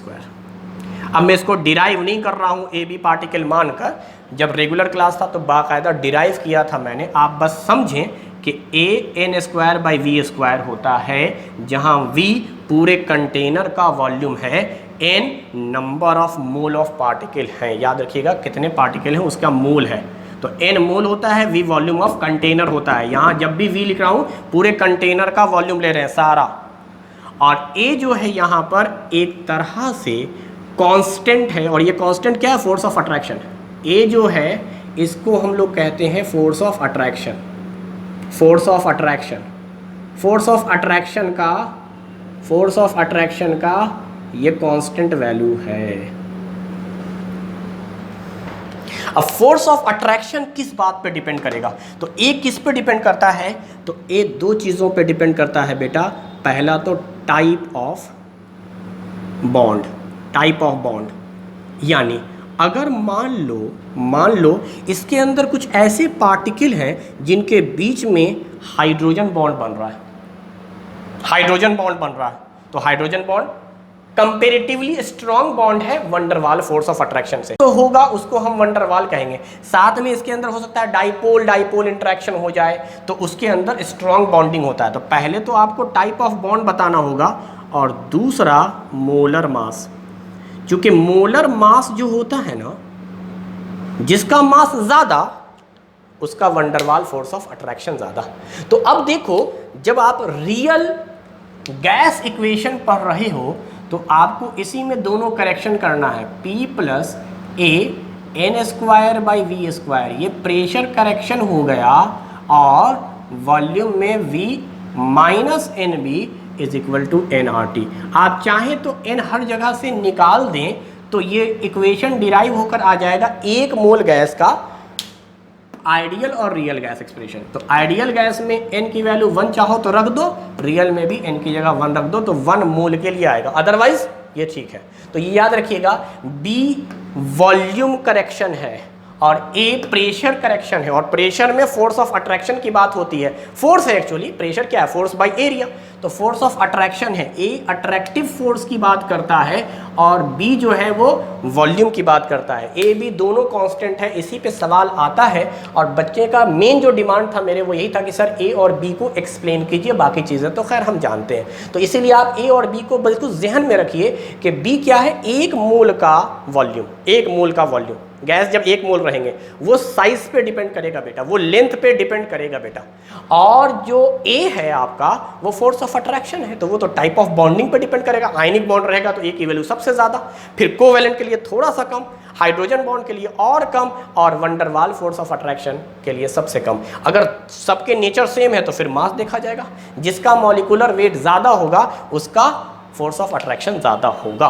तो ये पूरा का पूरा एक वॉल्यूम और प्रेशर करेक्शन है, और साथ में यही रियल गैस जो है जो बताता है कि फोर्स ऑफ अट्रैक्शन हुआ है पार्टिकल के बीच में भी लिक्विफिकेशन ऑफ गैस को फेवर करता है, जिसको हम लोग कंप्रेसिबिलिटी फैक्टर पर आगे पढ़ते हैं Z की वैल्यू पर। तो अब हम लोग आते हैं इस सवाल की तरफ। क्वेश्चन नंबर 71 क्या बोल रहा है ज़रा देखते हैं। 71 में बोल रहा है वंडरवाल कांस्टेंट फॉर, अब ये नहीं पता मुझे वंडरवाल कांस्टेंट जो है वो A है कि B है, तो अब आप खुद बताओ मुझे वंडरवाल A है या B है। तो यार वंडरवाल तो फोर्स है ना, वंडरवाल फोर्स यानी A की बात कर रहा है। A अमोनिया के लिए दिया हुआ है, A हाइड्रोजन गैस का दिया हुआ है, A CO2 का दिया हुआ है। अभी वैल्यू मैं बाद में लिखता हूँ, पहले मुझे ये चीज़ें दी हुई हैं। A है, ठीक है, वंडरवाल मतलब फोर्स ऑफ अट्रैक्शन आप मानेंगे। कह रहा है विच one of the following gas is most easily liquefied. Value को बाद में देखते हैं, पहले मैं ऐसे ही पूछ रहा हूँ आपसे, अगर किसी कंटेनर में अमोनिया गैस है, किसी दूसरे कंटेनर में हाइड्रोजन है और किसी तीसरे कंटेनर में कार्बन डाइऑक्साइड है, या तो आप वो वाला ग्राफ देख लीजिए जो हम Z के रिस्पेक्ट में दिखलाते हैं, उस ग्राफ से बता सकते हैं, या फिर ऐसे ही लॉजिकली आप बता सकते हैं। अभी मैंने कहा था A जिसका ज़्यादा होगा, फोर्स ऑफ अट्रैक्शन ज़्यादा होगा, वो बहुत आसानी से लिक्विफाइड हो जाएगा। लिक्विफाइड कौन होगा, जिसकी A की वैल्यू ज़्यादा होगी। More the value of A means force of attraction, बहुत आसानी से गैस लिक्विड बन जाएगा। यानी लिक्विफिकेशन का मतलब A को बढ़ा दो। अब A कैसे बढ़ेगा, मास देखेंगे नहीं, पहले टाइप देखेंगे। बेटा अमोनिया के बीच में हाइड्रोजन बॉन्ड, क्यों, क्योंकि acidic hydrogen with lone pair, एक मॉलिक्यूल अपना लोन पेयर डोनेट करेगा, दूसरे के पास acidic hydrogen. Intermolecular hydrogen bonding, intermolecular hydrogen bonding, बोलो इंटरमॉलिक्यूलर हाइड्रोजन बॉन्डिंग। और हाइड्रोजन क्या है, नॉन पोलर है, कार्बन डाइऑक्साइड भी non polar, this is the polar. Polar के अंदर तो डाइपोल इंटरेक्शन भी सोच सकते थे, तो इंट्रामॉलिक्यूलर हाइड्रोजन बॉन्डिंग सोचो, डाइपोल इंटरेक्शन सोचो, तो इसका मतलब इन तीनों में इसकी वैल्यू ज़्यादा है। अच्छा मैं ऑर्डर बताता हूँ बेटा, सुनो, हाइड्रोजन और ये भी नॉन पोलर, कोई पोलर नहीं है भाई। CO2 के अंदर भी डाइपोल मोमेंट 0 हो जाता है बेटा। दोनों का दोनों जो है वो मास पे अब देखेंगे, तो इसका मास 2, इसका मास 44, तो अब सेकंड नंबर पे ये आएगा, थर्ड नंबर पे ये आएगा। वैसे भी आपको पता है हाइड्रोजन और हीलियम गैस आसानी से लिक्विफाइड होते ही नहीं हैं। Z की वैल्यू लगातार बढ़ती जाती है, तो इसका मतलब क्या हो गया, correct answer is ammonia. Ammonia. चलिए अब वैल्यू पर देख लेते हैं, वैल्यू पर देख लेते हैं। यहाँ पर A की वैल्यू कितना दिया बेटा, 4.17। यहाँ कितना दिया बेटा, 0.244। यहाँ पर कितना दिया बेटा, 1.36। Given Van der Waals constant for ammonia, hydrogen and CO2 are respectively. गलती से मेरे ख्याल से यहाँ 4 वैल्यू दिया है, एक वैल्यू और दिया है, डैट इज 3.59। अच्छा ऑप्शन में 4 है, O2 भी है, O2 भी है, O2 भी है। तो इसका मतलब ये हो गया, इसका मतलब ये हो गया कि बीच में O2 मिसिंग होगा, O2 मिसिंग होगा, ये है। इस क्वेश्चन में एक जगह मिसिंग है, याद रखिएगा। मैं बता दूं आपको, H2 के बाद O2 कर लीजिए। यानी ऑप्शन में इस तरह दिया हुआ है, पहले अमोनिया है, फिर हाइड्रोजन है, फिर O2 है एंड CO2 है, तब भी वही बात। तो यहाँ तो खैर वैल्यू से पता चल रहा है, यहाँ 4, यहाँ 0, यहाँ 1, यहाँ 3। तो जिसका A ज़्यादा, फोर्स ऑफ अट्रैक्शन ज़्यादा, वो ज़्यादा। उसके बाद 3 वाला, फिर 1 वाला, फिर 0 वाला, यानी ऑर्डर लिखूँ तो सबसे पहले अमोनिया। अब तुम मास के हिसाब से देखो, चूंकि ये भी नॉन पोलर, ये भी नॉन पोलर, ये भी नॉन पोलर, तो मास के हिसाब से ये आ जाएगा नंबर 2, वैल्यू के हिसाब से भी आ रहा है। फिर ये 3, ये 4। ये जो मैंने 1 2 3 4 लिखा है, ये लिखा है आपको लिक्विफिकेशन का ऑर्डर, लिक्विफिकेशन का ऑर्डर। ये आप A की वैल्यू से भी समझ सकते हैं और साथ में पोलर और नॉन पोलर या टाइप ऑफ बॉन्ड के सिस्टम से समझ सकते हैं। अमोनिया में डाइपोल डाइपोल या इंटरमॉलिक्यूलर हाइड्रोजन बॉन्ड बनेगा, बाकी सब के अंदर जो है वो वंडरवाल फोर्स है, मास की वजह से अट्रैक्शन है। तो आप मोलर वेट देख लीजिए, जिसका M ज़्यादा उसका फोर्स ऑफ अट्रैक्शन ज़्यादा। 71 78 है क्वेश्चन, इसी से मिलता जुलता क्वेश्चन है 78। 78 में क्या कह रहा है देखिए, the correction factor A to the ideal gas equation correspond to density of gas molecule, volume of gas molecule, electric field present between the gas molecule, force of attraction between the gas molecule। एक इसको कहते हैं force of attraction, option 4। तो काफ़ी आसान question था, explain हमने कर दिया है, इसलिए इस क्वेश्चन को 78 को हमने देख लिया। नेक्स्ट क्वेश्चन है हमारा क्वेश्चन नंबर 76। 76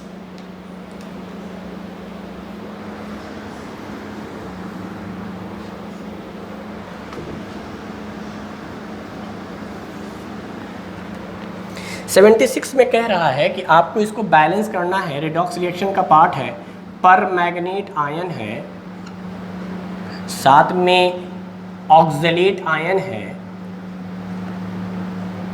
एसिडिक मीडियम है,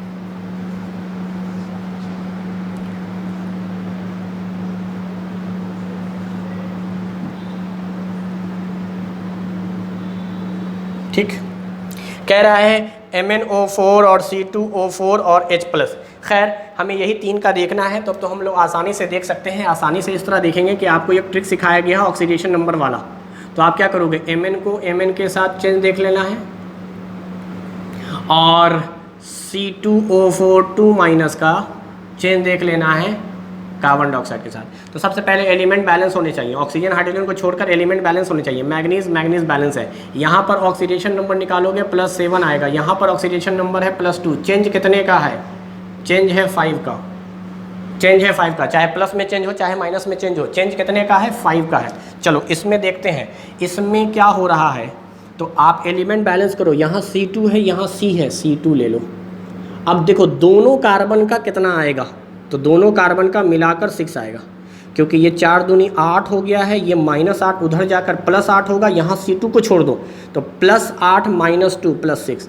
अच्छा यहाँ पर देखो तो एक कार्बन का +4 आ रहा है, 2 कार्बन का +8 आ गया ना, क्योंकि ऑक्सीजन का -2 × 2 -2 कितना हो गया, -4 उधर जाकर +4। तो एक कार्बन का +4, 2 कार्बन का +8, चेंज कितने का हो रहा है, 2 का। यही होता है क्रॉस मल्टीप्लाई। इस 2 से मल्टीप्लाई करना है इसमें और 5 से मल्टीप्लाई करना है इसमें। बाद का काम बाद में करेंगे, हमें सबसे पहले ऑक्सीडेशन नंबर, एलिमेंट को बैलेंस करके टोटल ऑक्सीडेशन नंबर का चेंज निकाल लेना है। अब आ जाइए ऑप्शन में देखते हैं क्या है। पर मैग्नेट आयन इतना और हाइड्रोजन आयन की बात कर रहा है। सबसे पहले ऑप्शन में देखो ये दिया हुआ है 16, नहीं ये तो होगा 2 2, यानी ऑप्शन 2 और 3 में से कोई एक हो सकता है, और C2 और 5 5 है, यानी ऑप्शन नंबर 2 सही है। ऑप्शन नंबर 2 सही है, ऑप्शन नंबर 2 सही जवाब है। तो इस तरह से अगर आप देखें तो ऑप्शन नंबर 2 आ चुका है। हाइड्रोजन को आप बैलेंस करें ना करें कोई फर्क नहीं पड़ता है। तो चेंज इन ऑक्सीडेशन नंबर निकाल लिया करो, उसके बाद उसको क्रॉस मल्टीप्लाई करके बैलेंस कर लो। ऑप्शन नंबर 2 सही जवाब आ गया।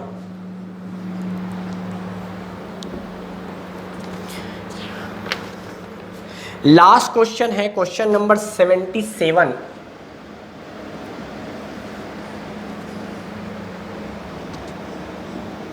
A2 gas, B2 gas react करके बना रहा है X2 गैस, और इसका चेंज इन इंथैल्पी दिया हुआ है -x किलो जूल। कह रहा है which of the following condition will favour maximum formation of product, यानी प्रोडक्ट ज्यादा बन रहा है, कौन सा कंडीशन है? लो टेम्परेचर हाई प्रेशर,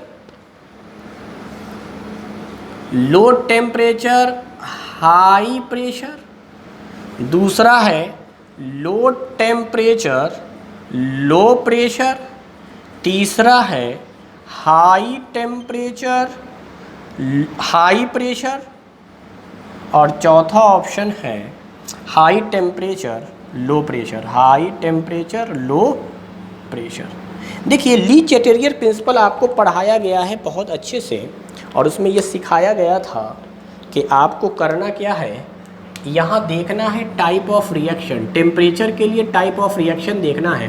क्या ये एक्सोथर्मिक है? एक्सोथर्मिक का मतलब ये हुआ कि आप हीट को प्रोडक्ट के साइड में ऐड कर सकते हैं। सबसे पहले हम हीट ही कंसीडर कर रहे हैं। अगर यही डेल्टा H प्लस में होता तो एंडोथर्मिक होता, एंडोथर्मिक होता तो रिएक्टेंट साइड में हीट को ऐड करते हैं। तो चलिए हीट हमने ऐड कर लिया, अब सोचते हैं टेम्परेचर अगर आप कम करते हैं तो ये वाला कम हो जाएगा पहले ऑप्शन के हिसाब से।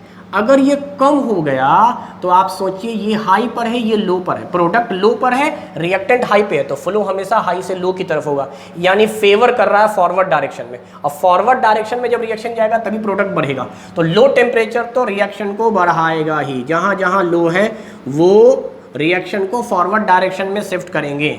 अगर सपोज करो हमने टेम्परेचर बढ़ाया होता तो टेम्परेचर हीट समझते हैं हम लोग, तो हीट बढ़ गया होता। हीट अगर बढ़ गया होता तो ये जो आप देख रहे हैं प्रोडक्ट ये ऊपर हो जाता, रिएक्टेंट नीचे हो जाता, तो हमेशा हाई से लो यानी बैकवर्ड डायरेक्शन में जाता। तो जहाँ जहाँ हाई टेम्परेचर है बेटा वहाँ तो होगा नहीं। सिंपल सा लॉजिक बताओ, टेम्परेचर पे पढ़ चुके हैं, ली चैटेरियर प्रिंसिपल, हमेशा फ्लो हाई से लो की तरफ होगा, हाई से लो की तरफ होगा। जब तक होगा जब तक इक्विलिब्रियम ना आ जाए, दोनों हाइट बराबर ना हो जाए, दोनों कंसंट्रेशन ग्रेडियंट बराबर ना हो जाए, यानी कंसंट्रेशन ग्रेडियंट जीरो ना हो जाए। तो ये तो कंफर्म बात हो गई। अब बात करते हैं प्रेशर। तो याद करो प्रेशर को मैंने कहा है किस टर्म में बात कीजिएगा, मोल के टर्म में बात कीजिएगा या कंसंट्रेशन के टर्म में बात कीजिएगा। दिक्कत क्या है, ये जो प्रेशर होता है पूरे का प्रेशर होता है। अगर मैं बात कर रहा हूँ मिसाल के तौर पे, अभी मैं प्रेशर को रहने देता हूँ, मैं बात कर रहा हूँ कंसंट्रेशन का। अगर मैं ए का कंसंट्रेशन बढ़ाता हूँ रिएक्शन फॉरवर्ड डायरेक्शन में जाएगा, बी का कंसंट्रेशन बढ़ाता हूँ फॉरवर्ड डायरेक्शन में जाएगा, रिएक्टेंट का बढ़ाता हूँ फॉरवर्ड डायरेक्शन में जाएगा, रिएक्टेंट का घटाता हूँ बैकवर्ड डायरेक्शन में जाएगा, प्रोडक्ट का बढ़ाता हूँ कंसंट्रेशन बैकवर्ड डायरेक्शन में जाएगा, प्रोडक्ट का घटाता हूँ फॉरवर्ड डायरेक्शन में जाएगा। तो कंसंट्रेशन अगर मैं इंडिविजुअल बात करूं तब तो बहुत आसान है, लेकिन जब प्रेशर की बात की जाती है और वॉल्यूम की बात की जाती है तो याद रखिएगा ये प्रेशर बताता है टोटल प्रेशर, और टोटल प्रेशर जो होगा वो आपको टोटल कंसंट्रेशन बता देगा, टोटल कंसंट्रेशन। तो अगर आपने प्रेशर बढ़ाया है बेटा तो ऐसा समझा जाएगा प्रेशर बढ़ा है मतलब कंसंट्रेशन बढ़ा है, कंसंट्रेशन बढ़ा है तो इसका भी बढ़ा है इसका भी बढ़ा है, मगर दोनों के बढ़ने का रेट अलग अलग है। अगर दोनों सेम रेट से बढ़ रहा है तब तो रिएक्शन ना फॉरवर्ड में जाएगा ना बैकवर्ड में जाएगा, क्योंकि मतलब कंसंट्रेशन ग्रेडियंट बना ही नहीं। कंसंट्रेशन ग्रेडियंट बनने के लिए क्या होगा, ऊपर नीचे ऊपर नीचे। तो अब यहाँ पे रोल है मोल का। गैस का मोल देखो, रिएक्टेंट में 2 मोल दिख रहे हैं, गैस के 2 मोल हैं रिएक्टेंट में, इसे आप NR लिख सकते हैं। प्रोडक्ट में गैस का कितना मोल है? 1 मोल। हालांकि डेल्टा NG से बताया जाता है, मैं आपको जनरल तरीका बता रहा हूँ, इतना लंबा सोचने की जरूरत नहीं है। आप सिंपल सा सोचो, जिधर मोल ज़्यादा है उधर ज़्यादा कंसंट्रेशन बढ़ेगा। ये 2 मोल है, यानी नंबर ऑफ पार्टिकल ज़्यादा है, आप प्रेशर बढ़ाओगे तो उस पर असर ज़्यादा होगा, कम वाले पर प्रेशर का असर कम होगा। तो जब आप प्रेशर बढ़ाइएगा ना, तो ये मानकर चलिएगा इधर ज़्यादा तेज़ी से बढ़ा है, इधर भी बढ़ा है लेकिन कम तेज़ी से बढ़ा है। तो अब बताओ, क्या ये जिधर ज़्यादा मोल है प्रेशर बढ़ाने की वजह से वो ज़्यादा ऊपर चला गया और ये उतना ऊपर नहीं है? यानी इस तरह का सिचुएशन है, रिएक्टेंट में 2 मोल, प्रोडक्ट में 1 मोल, यानी फ्लो करेगा फॉरवर्ड डायरेक्शन में, प्रोडक्ट बढ़ जाएगा। तो हाई प्रेशर भी फेवर कर रहा है, हाई प्रेशर भी फेवर कर रहा है। तो लो टेम्परेचर हीट को कम कर लिया और मोल बढ़ गया, मोल ज़्यादा है तो प्रेशर बढ़ाने पे कंसंट्रेशन बढ़ गया फॉरवर्ड डायरेक्शन में। अगर आप प्रेशर को कम कीजिएगा तो भी यही होगा, जिधर मोल ज़्यादा है उधर कंसंट्रेशन कम हो जाएगा। यानी यूँ समझा जाए, जब भी हम प्रेशर का रोल लेंगे तो हम सिंपल सा समझेंगे, जिधर मोल ज़्यादा है यानी हाइयर मोल वाला साइड लेंगे और कुछ नहीं करना। तो देखिए, हाइयर मोल बढ़ा दीजिए प्रेशर के बढ़ने पर, तो यहाँ पे कंसंट्रेशन ग्रेडियंट इस तरह से हो जाएगा। हालांकि इसको इस तरह से भी कहते हैं कि अगर आप यहाँ डेल्टा NG निकालें तो ये वैल्यू बेटा माइनस में आएगा, निगेटिव में आएगा। तो माइनस वाला जो है ना, माइनस वाला वो फॉरवर्ड डायरेक्शन की तरफ प्रोसीड कराता है प्रेशर को, और अगर प्लस में आ जाता तो कैसे मूव करता? तो कहते हैं जस्ट अपोजिट मूव करता। प्लस में रहेगा तो रिएक्टेंट, माइनस में रहेगा तो प्रोडक्ट। तो कुल मिलाकर बात ये हो गई कि डेल्टा NG पे आप ना समझा करें, आप सिंपली जिधर ज़्यादा मोल है उधर पकड़ ले। प्रेशर मतलब इधर ही रहना है मुझे, ज़्यादा मोल की तरफ।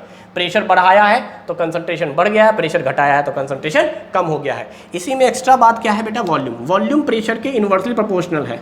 ये बात हमें बॉयल्स लॉ से भी पता है। At constant temperature pressure is inversely proportional to volume. Gas का ही लिया जा रहा है प्रेशर, इसी का ले रहे हैं वॉल्यूम। दूसरी बात, आपको कंसंट्रेशन के फॉर्मूले में भी पता है, मोलरिटी जब आप निकालते हैं मोल बाई वॉल्यूम, यानी कंसंट्रेशन बढ़ेगा वॉल्यूम कम होगा।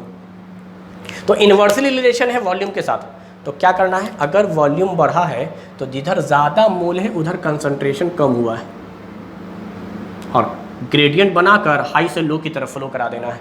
तो इसका मतलब प्रेशर बढ़ा, कंसंट्रेशन बढ़ा, वॉल्यूम बढ़ा, कंसंट्रेशन कम हुआ, और ये सारा कंसंट्रेशन उधर देखना है जिधर ज़्यादा मोल है, और वहीं से आपको बता देना है कि कंसंट्रेशन ग्रेडियंट किधर बन रहा है। जो हाई होगा उधर से लो की तरफ रिएक्शन मूव करेगा।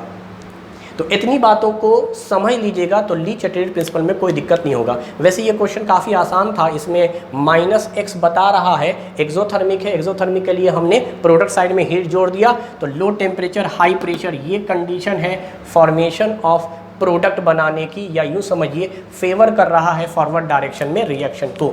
तो ये हमारा 2019 का फिजिकल केमिस्ट्री का पोर्शन हो गया। ठीक है, तो 2018 में अगर आप देखें तो अब जो हमारा टॉपिक बचा है वो इनऑर्गेनिक और ऑर्गेनिक का पोर्शन है। तो ये तकरीबन जितनी चीज़ें पढ़ाई गई हैं उसी से रिलेटेड क्वेश्चन आया था। तो इंशाल्लाह जब मैं नेक्स्ट सेशन में आऊँगा तो मैं इनऑर्गेनिक को डील करूँगा। तो आज के लिए इतना ही। Thank you very much.